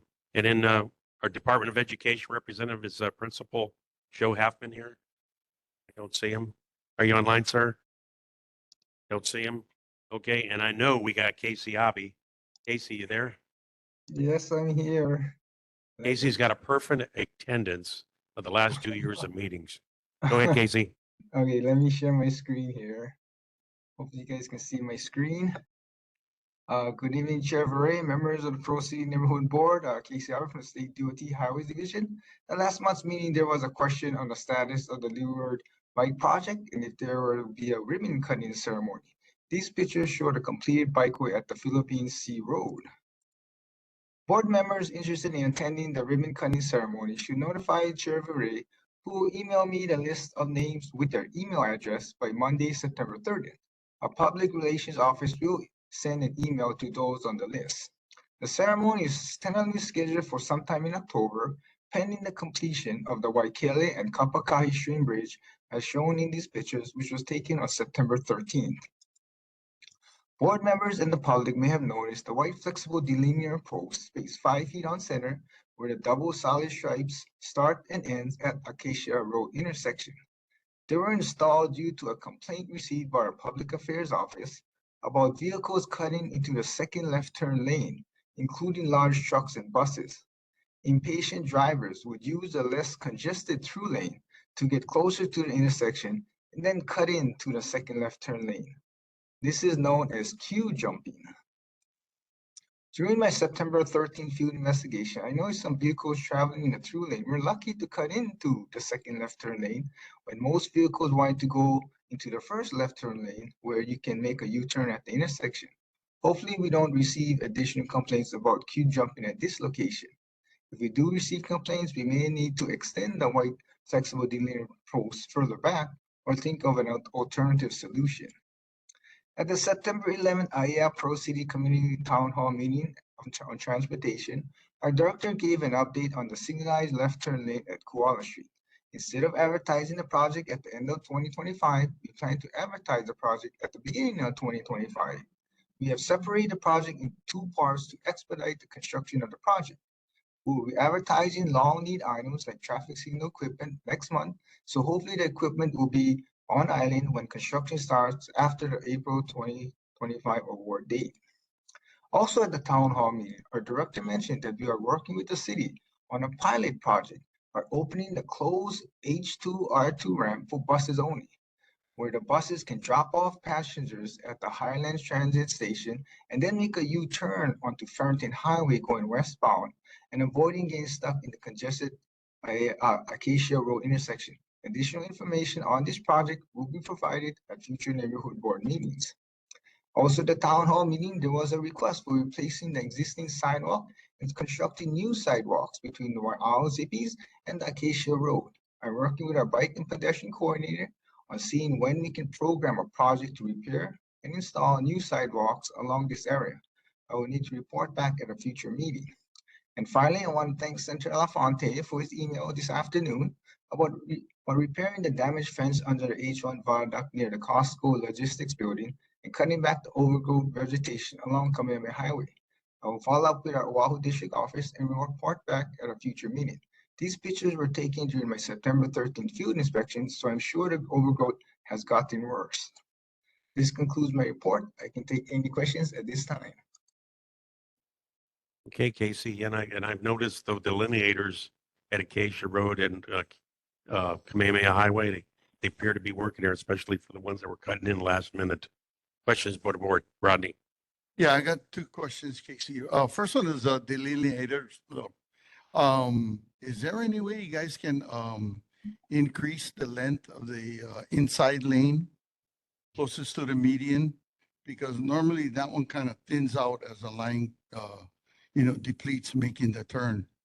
So if it was kind of lengthened a little bit more, maybe more cars could get into that left lane.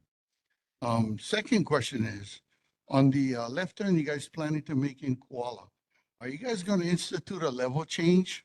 Because if I'm not mistaken, that rise goes up. So if you're going to make a left turn, you're going to have to drop that thing down. And if you drop the thing down, will you still have the road going over and under the underpass going onto Cam Highway? Okay, I would have to, you mean you're talking about the left turn at Koala Street? Yeah, because that road goes up. Yes. So if you guys are going to institute a left turn, you're going to have to make a level change. Yeah. You guys are going to have to do some grading to bring it down. And from what I can see, and I go by there every day, it's going to be like about a 10 to 15 foot drop. And then the other folks who are coming from Waihona, some of them might want to go straight back onto Cam Highway instead of making that left and going up to Koala, because that is, I'll tell you what, boy, you guys opening a can of worms and that. Yeah. All right. Thank you, Rodney. Board members, any other questions? Okay, seeing none virtually. And also, Casey. Yes. I'll be drafting a resolution next month, working with, what do we got? John, you want to go ahead and? Hey, Casey, Mr. Abe, my name's John. Just a question. Are you guys in charge of the people who cut the grass too on the sidewalks and stuff? Yes, along the state highways, we are responsible. Yeah. Oh, so Komomai Drive is city though, yeah? Or is that state? My drive, I think it's, I gotta double check it.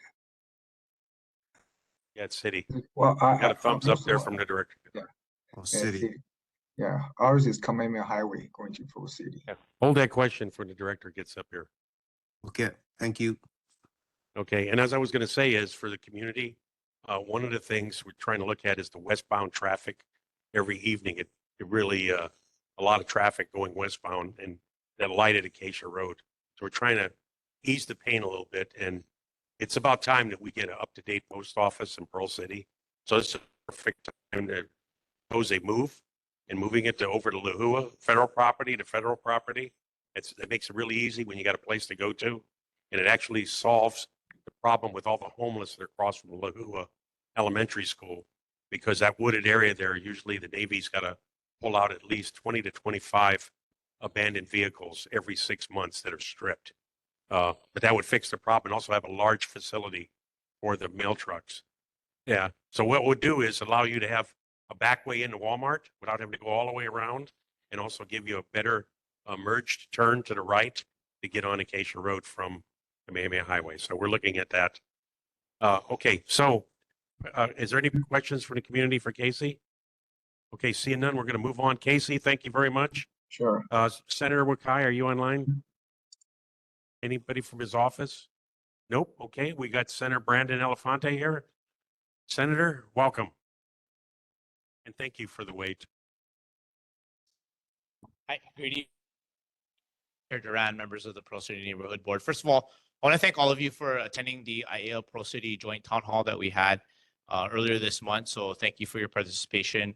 And thank you again to Ms. Akasaki from DTS for presenting the presentation. I also want to say congratulations to Board Member Weaver for being on the Pearl City Neighborhood Board. And I just also want to acknowledge her, because I know when she wasn't sitting in this seat, when she was here in the general public, she really advocated, especially for Pearl City District Park, to get that roof replacement, and you continue to advocate for that. So it's really exciting to see you on the board, and congratulations, and thank you for all your advocacy throughout the years. The only thing that I have is two things. First of all, I think it was Mr. King, you talked about the chickens up in Palisades where you live.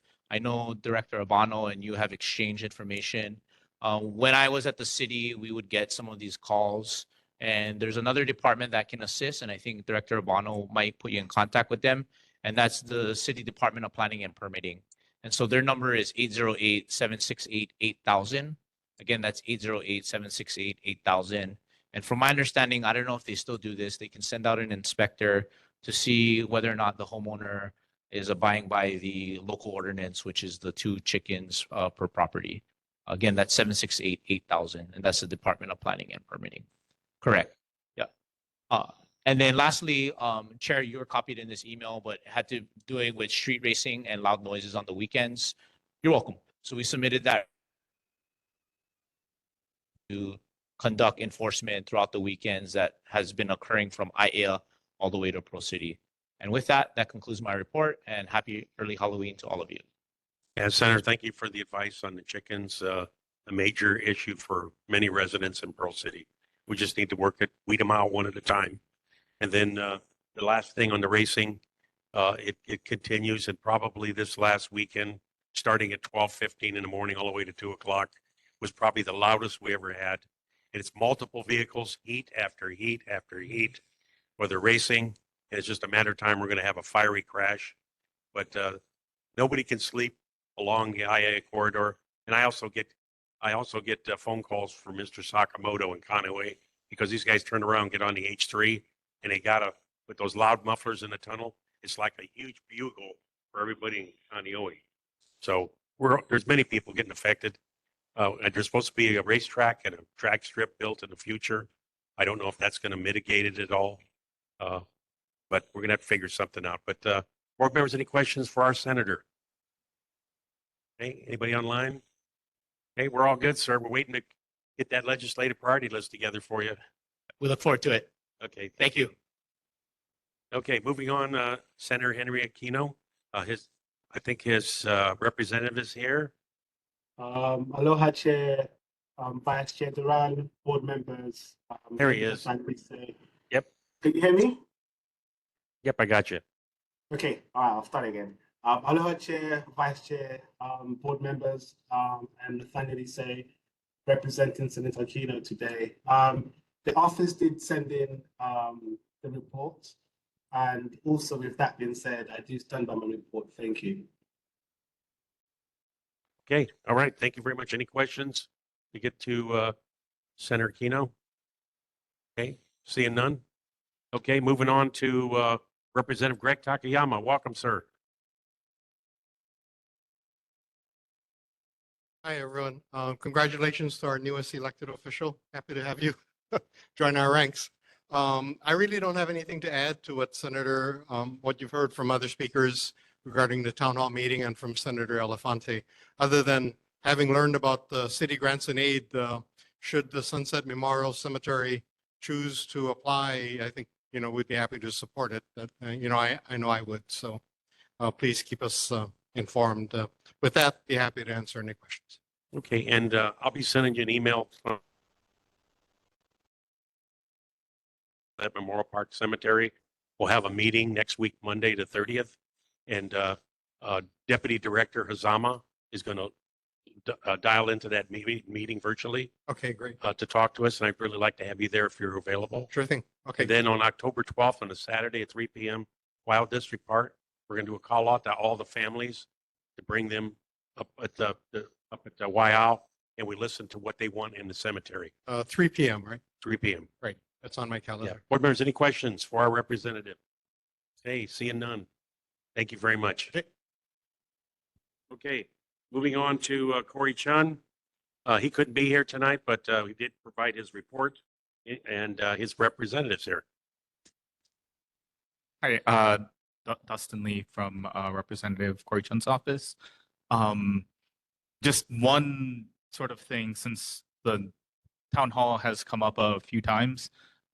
The recording is up on Olelo as of this morning or last night at some point. So if you guys missed it or wanted to rewatch it, you can find that on Olelo. Otherwise, I can bring questions back to the office.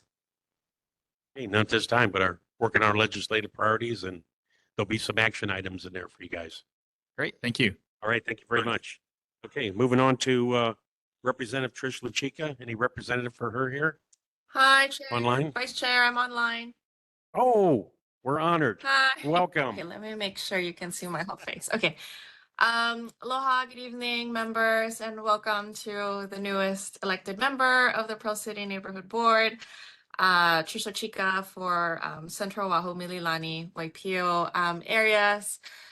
Just a couple updates as I'm still working with the DOE on the restoration of routes for various school bus services. So out of 96 routes have already been restored since August. We're still waiting on about 42 routes to be restored. I'm continuing to meet with the department as well as the vendors, the contractors, as something that is completely state funded. It is important that, there are standards that, and something that is contracted out to private companies, but there's just certain standards and that have to be met. So thank you to the board for your continued support of just policies that will ensure that there's, as less of an impact to our community as possible. So continuing to prioritize community engagement and communication and coordination with the community. So looking forward to working with you next year on that issue. So thank you again to Board Member Smith and everybody else for your continued support on that. Second is a very exciting project for Central Oahu that's going to be at Mililani High School, and this is the first ever housing project, teacher housing project that's focused on keeping our educators here in Hawaii. So it will be located at the Mililani High School. A developer was selected this August, and so we are working with the Pacific Housing Assistance Corporation to finalize the contract with the School Facilities Authority, but it is it's going to be for both educators as well as DOE staff.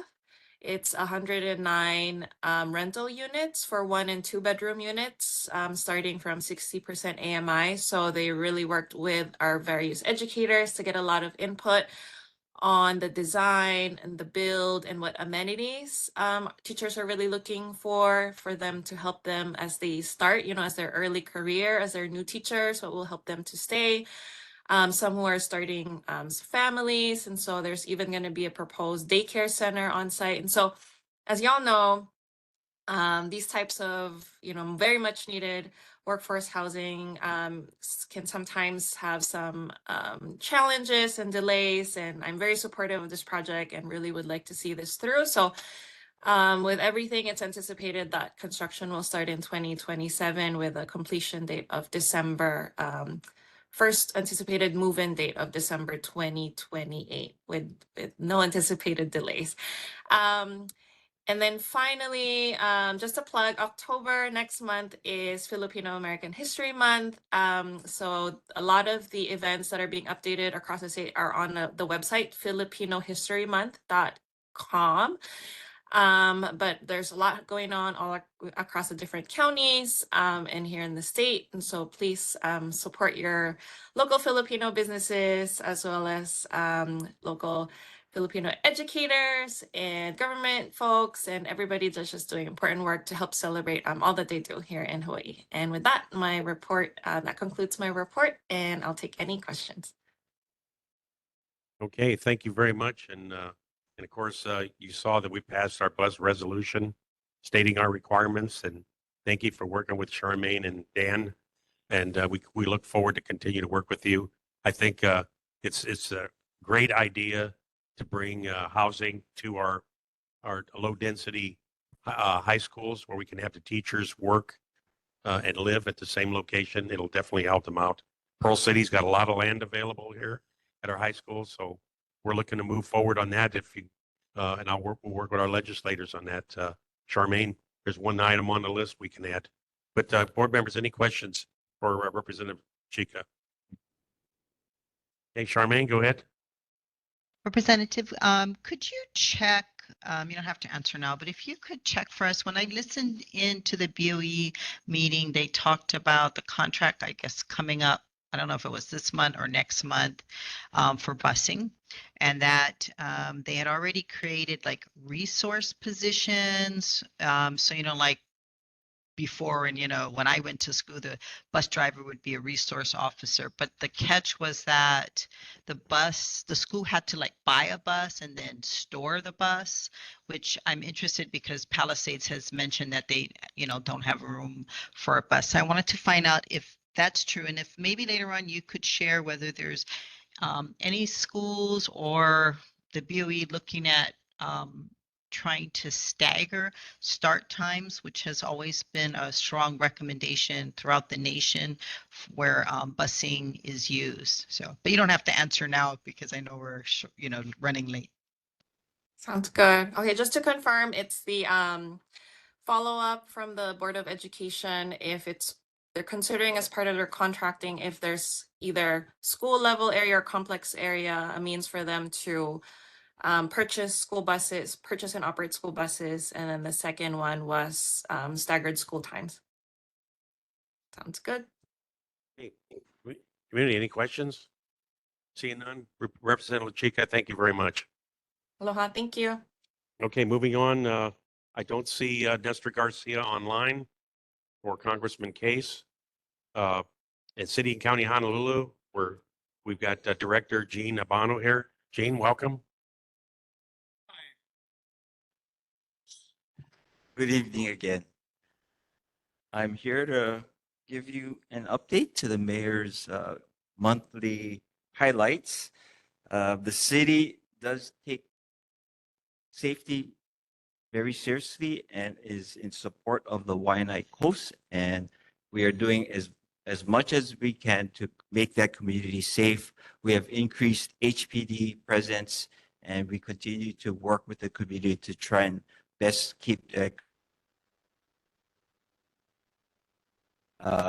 It was mentioned earlier, security cameras are being installed in Chinatown.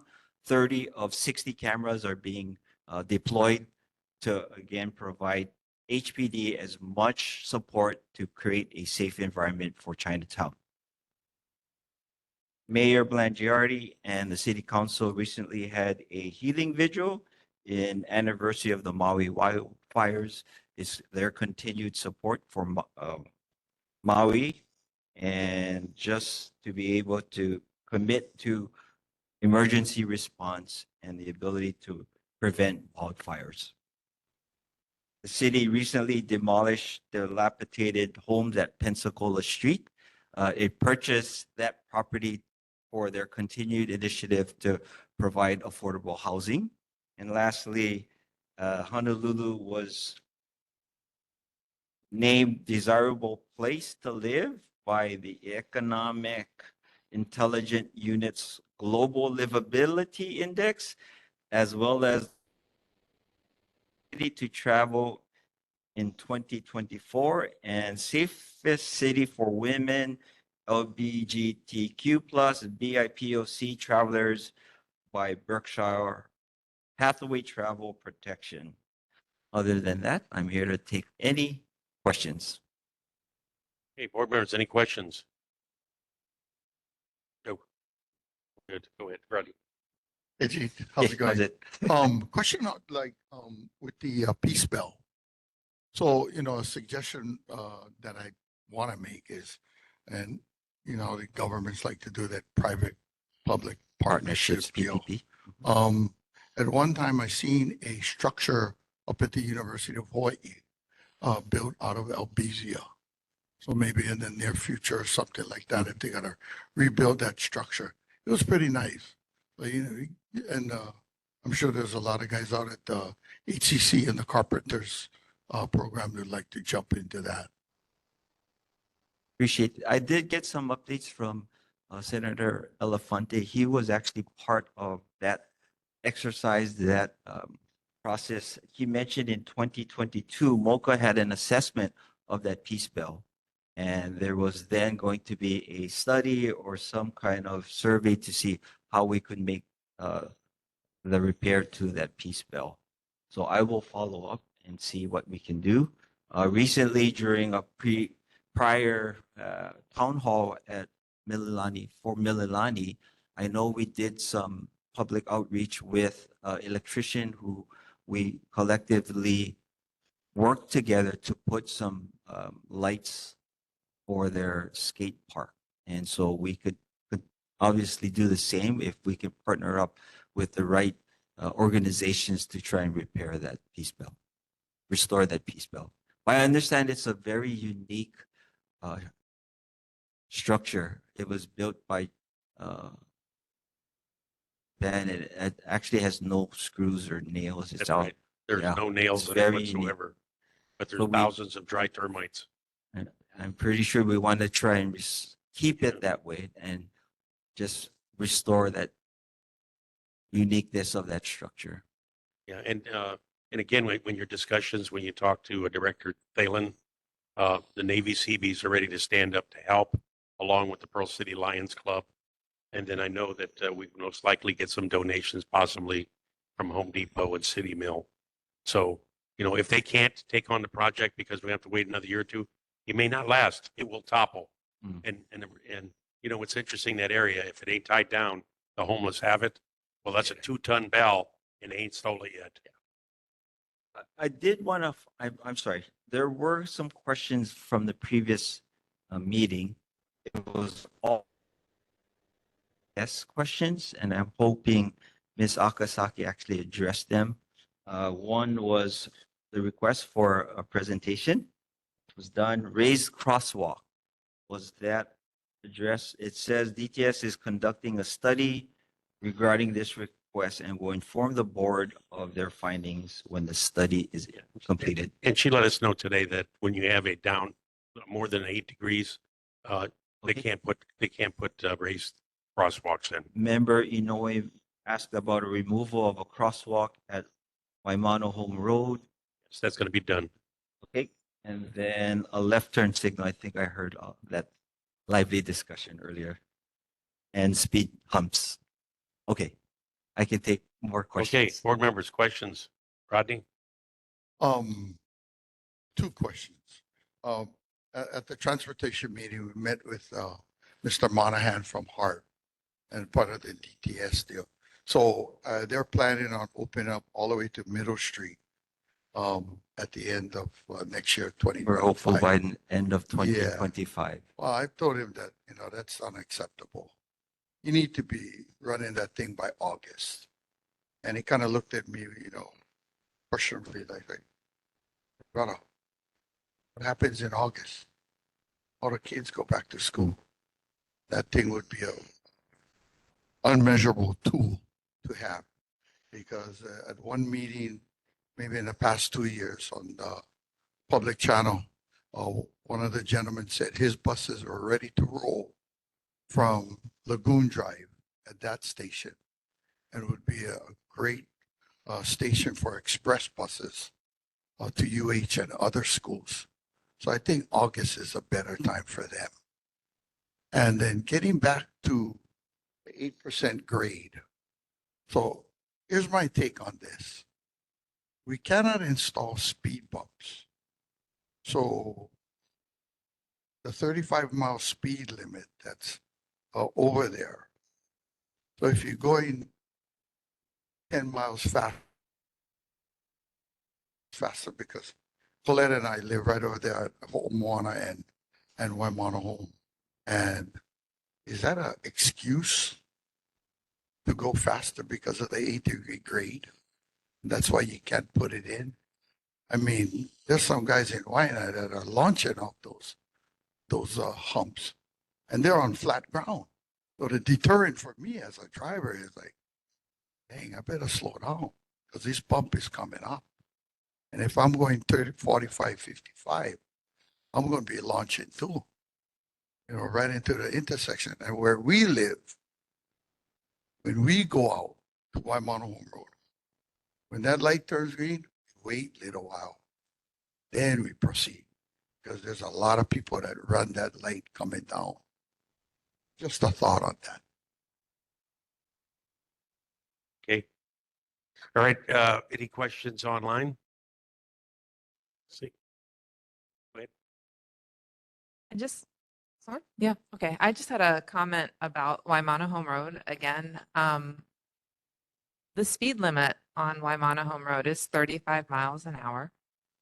There are schools, churches, there are private driveways, multiple cross streets, the entire length of that road. And the 35-mile-an-hour speed limit is above Noelani going towards Komomai. Cars are going in excess of that all the time. But I noticed over in Newtown on Ka'ahele, their speed limit is 25 miles an hour coming down that very steep hill. There's one park, one church, no private driveways in the section from Komomai down to Moanalua. They get enforcement there regularly,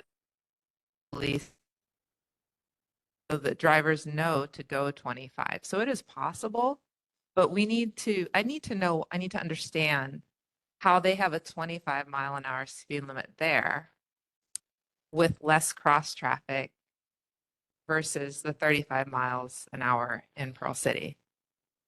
I will defer to DTS and traffic engineers to respond to that. Yes. So Heidi, that's a good point. And we need to work that because there was already a precedence that been set. I didn't bring it up earlier with Kelly, but I used to drive up to Camp Smith all the time to work. There's speed humps and there's delineators. And of course, you can tell every week on a Monday, the drunks took out the delineators every Saturday and Sunday. But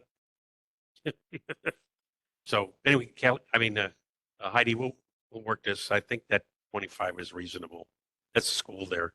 And plus you talked about the kids that are walking. Okay, come on up. Before, I want to congratulate you on being on this great board. Yeah, they are very passionate, and I actually enjoy our meetings every month. Yeah. Thank you. Dr. Almeida, question. Cameras that are going into Chinatown. So are you guys deploying any kind of facial recognition on that program?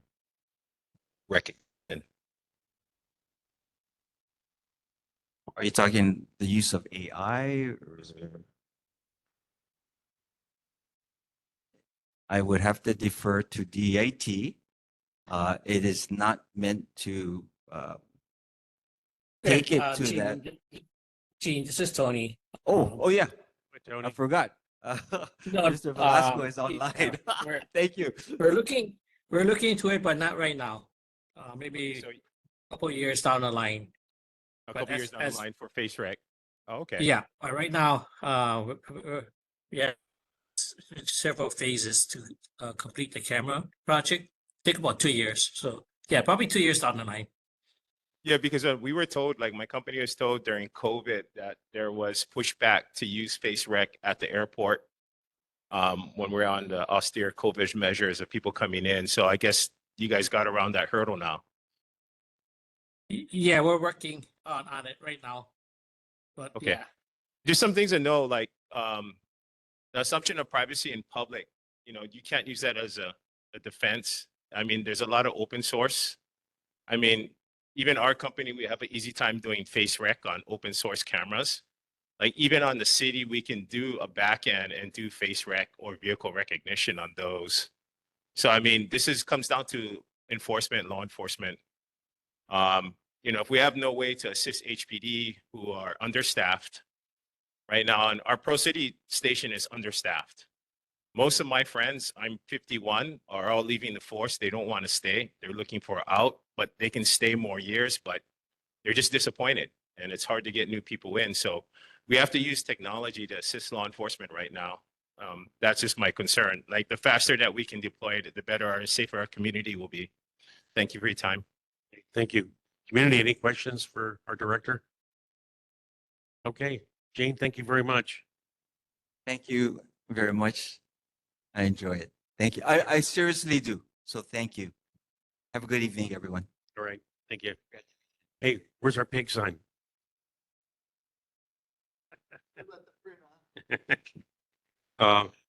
Okay, we're moving on to Councilmember Val Kimoto. I don't think she's online, but we do have Aaron.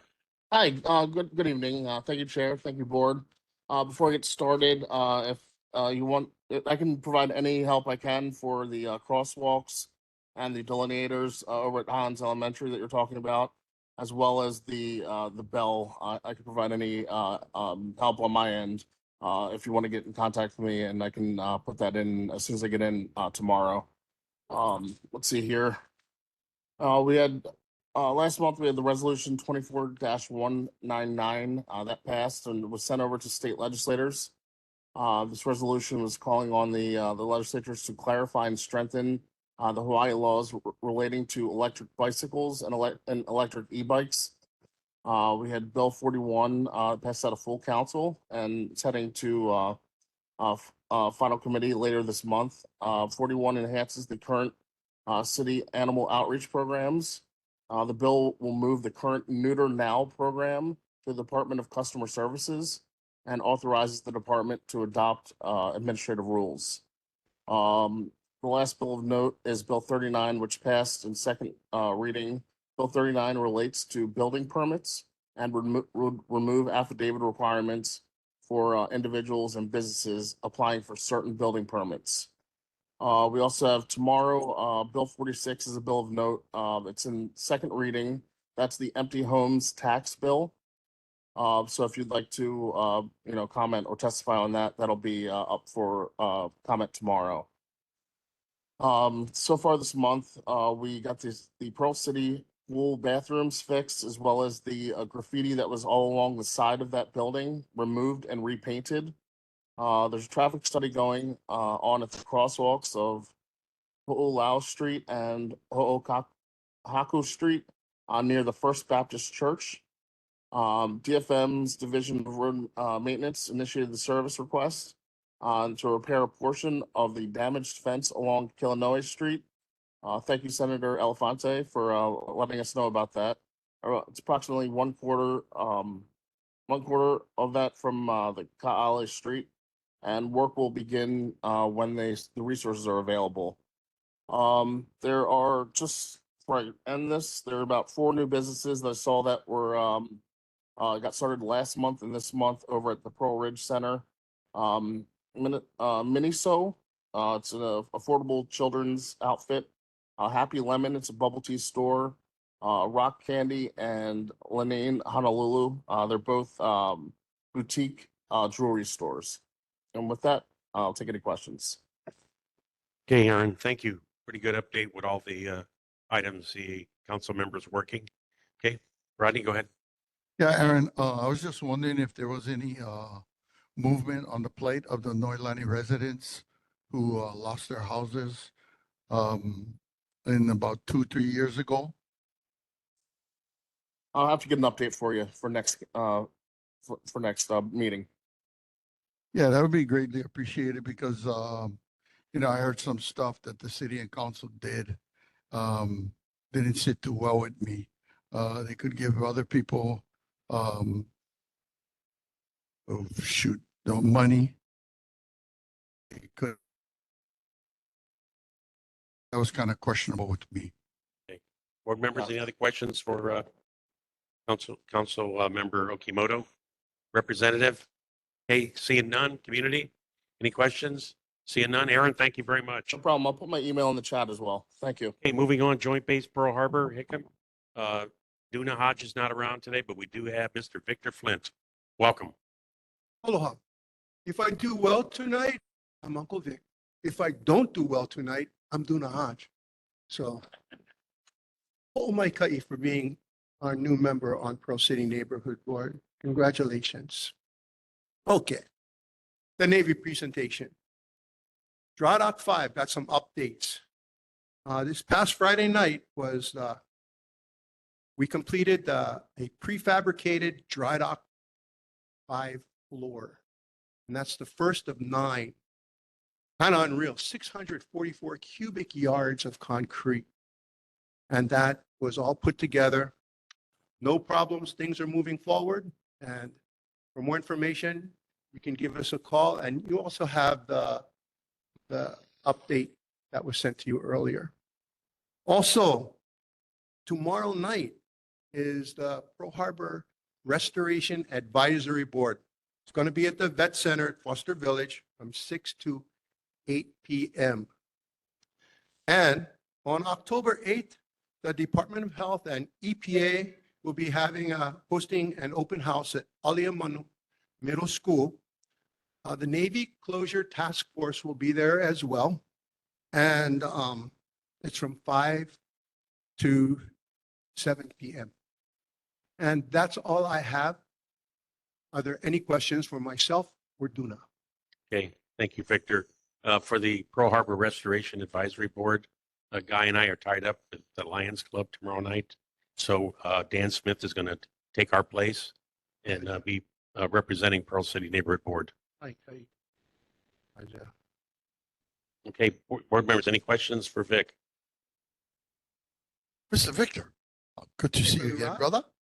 I was just wondering, what is the status of the Hart Rail Station at the Makalapa? Makalapa? Yeah, Makalapa Gate. Really, it's Little Makalapa, and then you got Yeah, the big one. everything moving forward. Everything moving forward. Yeah, I got a couple friends that, are looking forward to using the line to go over there and go to work. Me too. Okay, board members, any other questions? Seeing none online, community? All right, got off easy. Take care, see you next month. Okay, moving on to Chancellor Carlos Penaloza. You want to, and he's online? Okay, great. Yeah, and sorry I couldn't be at the entertainment the other day. You're muted, sir. There you Aloha. go. Can you hear me well? We got you. Okay, good. I was trying to share my screen, but I'm technologically challenged right now. Let me see. Are you on? Are you clicking share content and then clicking one of the screens or applications? Are you able to see anything from my screen yet? I don't want to No. take too long. No? Okay, let's just move on. I think it's just not working. Okay, we'll just go through with my slides, but no slides. I wanted to thank the board for always being very supportive, especially when I invite folks to Leeward. But just some very brief updates. This last week, we hosted Dive Into Education 2.0, where we hosted about 180 students on the education pathways. These are high school students from the various Oahu high schools, and we invited Maui as well. For students that are interested in education, we hosted them at Leeward in partnership with other education programs, including West Oahu and Manoa, Chaminade, etc. Just trying to promote their progress through education. We really need to support the future teachers of Hawaii. So we were happy to host this past Friday. Additionally, this past Sunday, we celebrated the 50th anniversary for our Leeward Theater. Grateful for board member Dan Smith that came and joined us for the celebration. Together with that celebration, and I have it on my slides, and I'll share this electronically in the future. The 50th anniversary is a seasonal celebration, so it's not just the one event that we hosted on Sunday. We have a couple more. The next one is Lisa Matsumoto's Once Upon One Time. That's going to run November 1st through the 3rd. And so I'll share more information about this, and I will also share other theater events that are coming up. Just as a quick reminder, our Ho'ikeakea Art Gallery has a current exhibit, Bittersweet, and that runs through November 2nd. I wanted to piggyback on November 2nd because many of you and members of the community do participate in our Discovery Fair, which is coming back on Saturday, November 2nd, which happens to be the last day of the Bittersweet exhibition in our Ho'ikeakea Art Gallery, which will be open during Discovery Fair. And so it's an opportunity to really come and support and bring your keiki. It's an amazing, I know that many of you have participated and come to these events. Upcoming events of that are worthy to share. We are hosting Hawaii Small Business Fair this Saturday free courses for those folks trying to scale up their businesses. This is in partnership with other agencies like INPEACE and DBED to support small businesses in Hawaii. During the last neighborhood board meeting, a question was asked of our Pearl City principal and as to the number of Pearl City high school students that come to Leeward. I was going to share this information with him. Pearl City represents our 4th largest feeder high school. This current semester, we have 60 Pearl City high school seniors that chose Leeward for their educational pathways. And so I wanted to share that, and I'll stop here. I know that we're running a little bit long, and I could answer questions. Chancellor, thank you so much. That's so good to hear about Pearl City High School students. I look back over the decades. I wish I would have had something like that to be able to accelerate my future. But thank you so much for that. And Dan, thanks for going to the entertainment on our behalf. Okay. Right. Any questions for our Chancellor? Seeing none. Virtual? No board. Anybody from audience? Nope. Chancellor, thank you so much and hope to see you next month. Okay, moving on to Vicky Bowie, Pearl City Library. Vicky, thanks for waiting so long. Hi, everyone. I won't go over too much since we're running kind of late, but I'll just mention a couple of the programs that we're going to be having next month. So we had a grant from a group that went through the Spark Aloha program with the Hawaii Positive Engagement Project. So we're going to be having a lei making program on Monday, October 7th at 5:30 p.m. And they're going to be teaching about the history of leis within Hawaiian culture. And they're also going to be making a lei, and they're going to be sharing that as a skill with other people. So yeah, please sign up for that. That's for ages 8 and up. And we're also going to be having ARP is going to be doing a Mahjong program with us on Sunday, October 13th at 1 p.m. It's for all skill levels. And what's popular right now is our Tai Chi program. We are offering that on October 9 and October 23 Wednesdays at 9:30 a.m. And that's for mostly older adults from ages 50 plus. And if you're interested in finding out more about our programs, you can go to our website, www.librarieshawaii.org, or you can come to the library and pick up a calendar because we have way more programs than that. We are a little bit short-staffed right now. I'm still working on getting some of my pukas filled up. So we're not doing as much as we could be doing. So I'm going to do my best to get somebody in. So that's my report. Any questions? All right, Vicky, thank you so much. Keeping the library going with minimal staff, and we greatly appreciate it. Guy, you've got a question? Oh, hi, Vicky. Thank you very much for the report. If you may want to, let's see, announce a tentative update for our book fair, as well as your new automation system in terms of checking in, checking out, where if the book is not properly checked out, there's like a beep or something. Yeah, so earlier, a few months ago, the library system had incorporated something called RFID. I don't know if you guys are aware of that. You might have noticed the stuff with the credit cards, especially people are very wary about that. So RFID technology has been incorporated into all of our materials, and we have gates at our computers now. So if people do walk out of the library with a book, we can actually see exactly what the title is, which is very handy. And what he's mentioning also is that the Friends of the Pearl City Public Library are planning to do a book sale. We are tentatively scheduling it for early next year. We're thinking, what was it? Maybe January or February. I got to double check on that date. But yeah, maybe Guy remembers. What was the date on that? I'll be sending out our minutes. Sorry. Thank you. Okay. Thank you. All right. Any other questions for Vicky? Seeing none, Vicky, thank you so much. Thank you. Okay, moving on to Board of Water Supply. Mr. Arlen Ledward, thank you. One of the last guys up. Good evening, Pearl City Neighborhood Board members. Good evening, Pearl City community. Last month, there were 2 water main breaks to report. August 27th, There was an 8-inch water main break at 704 Ho'omoy Street and an 8-inch water main break near 98-1668 Ho'omaike Street. The Board of Water Supply is joining with city and county, state government, and community agencies to bring attention to the importance of water.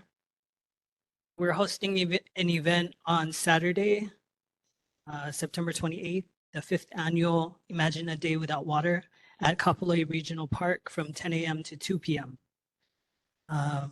It'll be a time to pause and reflect on the multiple ways the water touches our community and lives, whether it's drinking water, seawater, wastewater, stormwater, recycled water, it's all one water.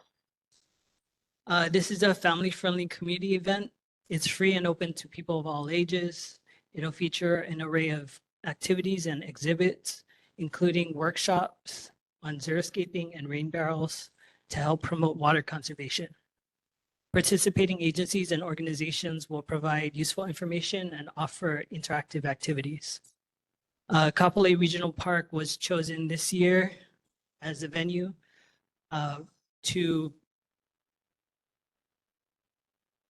wildfire prevention and preparedness due to the high risk of wildfire in the Leeward Coast. Hawaiian Electric will also be on hand to educate and answer questions about their wildfire public safety power shutoff program. The Honolulu Fire Department will also provide practical tips on how you can protect your community from wildfires.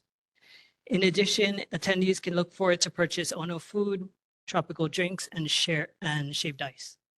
For more information, I brought flyers in the back, or you can visit our website, boardofwatersupply.com/onewaterhawaii, or email us.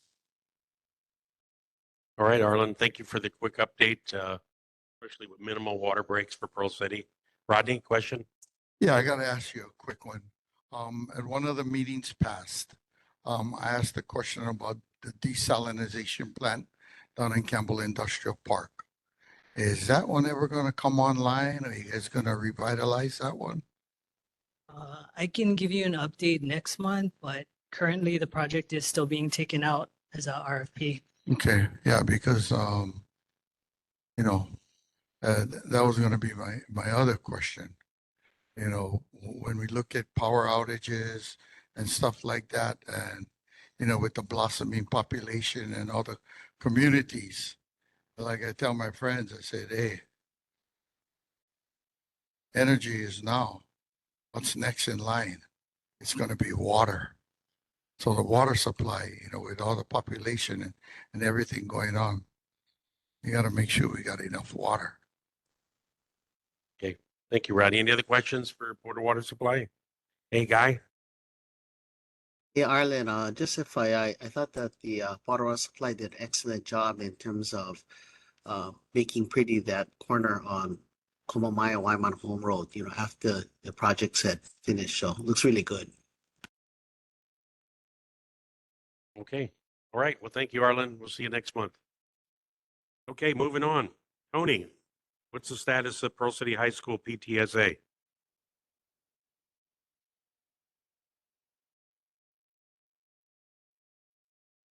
Unmute. You muted. Sorry. Okay, they have water truck at Pearl City High School this week on Friday from 5 to 9. They have a Panda Express on October 3rd. You can use the code 925677 to order online. And they have McNight at McDonald's at Koala on October 15th from 5 to 8. Other than that, that's it. All right, Tony, thank you. Okay, last item of business here. You all got a chance to read ahead the regular board meeting minutes for Tuesday, August 27th, 2024. Can I get a motion to approve? Make a motion. Okay, Second. Tony, who's second? Dan? Any? Seeing none? If there are no objections, we'll consider them approved. Thank you. All right, The Pearl City Neighborhood Board 20, I should say one more thing on the agenda. I think we already talked about, some of us board members attended the town hall meeting. Charmaine attended the Board of Education meeting. Have anything else, Charmaine? Any other board members went, any other meetings you attended that we didn't know? Okay, I think we got it all included in our discussions. Okay, moving on, the Pearl City Neighborhood Board 21 next board meeting will be held, again, hybrid, virtual, in person, facilitated on WebEx virtually, and facilitated at Momilani Community Center here on Tuesday, October 22nd, 2024. And Pearl City Neighborhood Board 21 meetings are broadcast on Channel 49 on Valelo on the second Saturday at 6 p.m., first and third Fridays at 1 p.m. Other than that, if there are no other items to bring up, this meeting is adjourned. Thank you, everybody, for staying.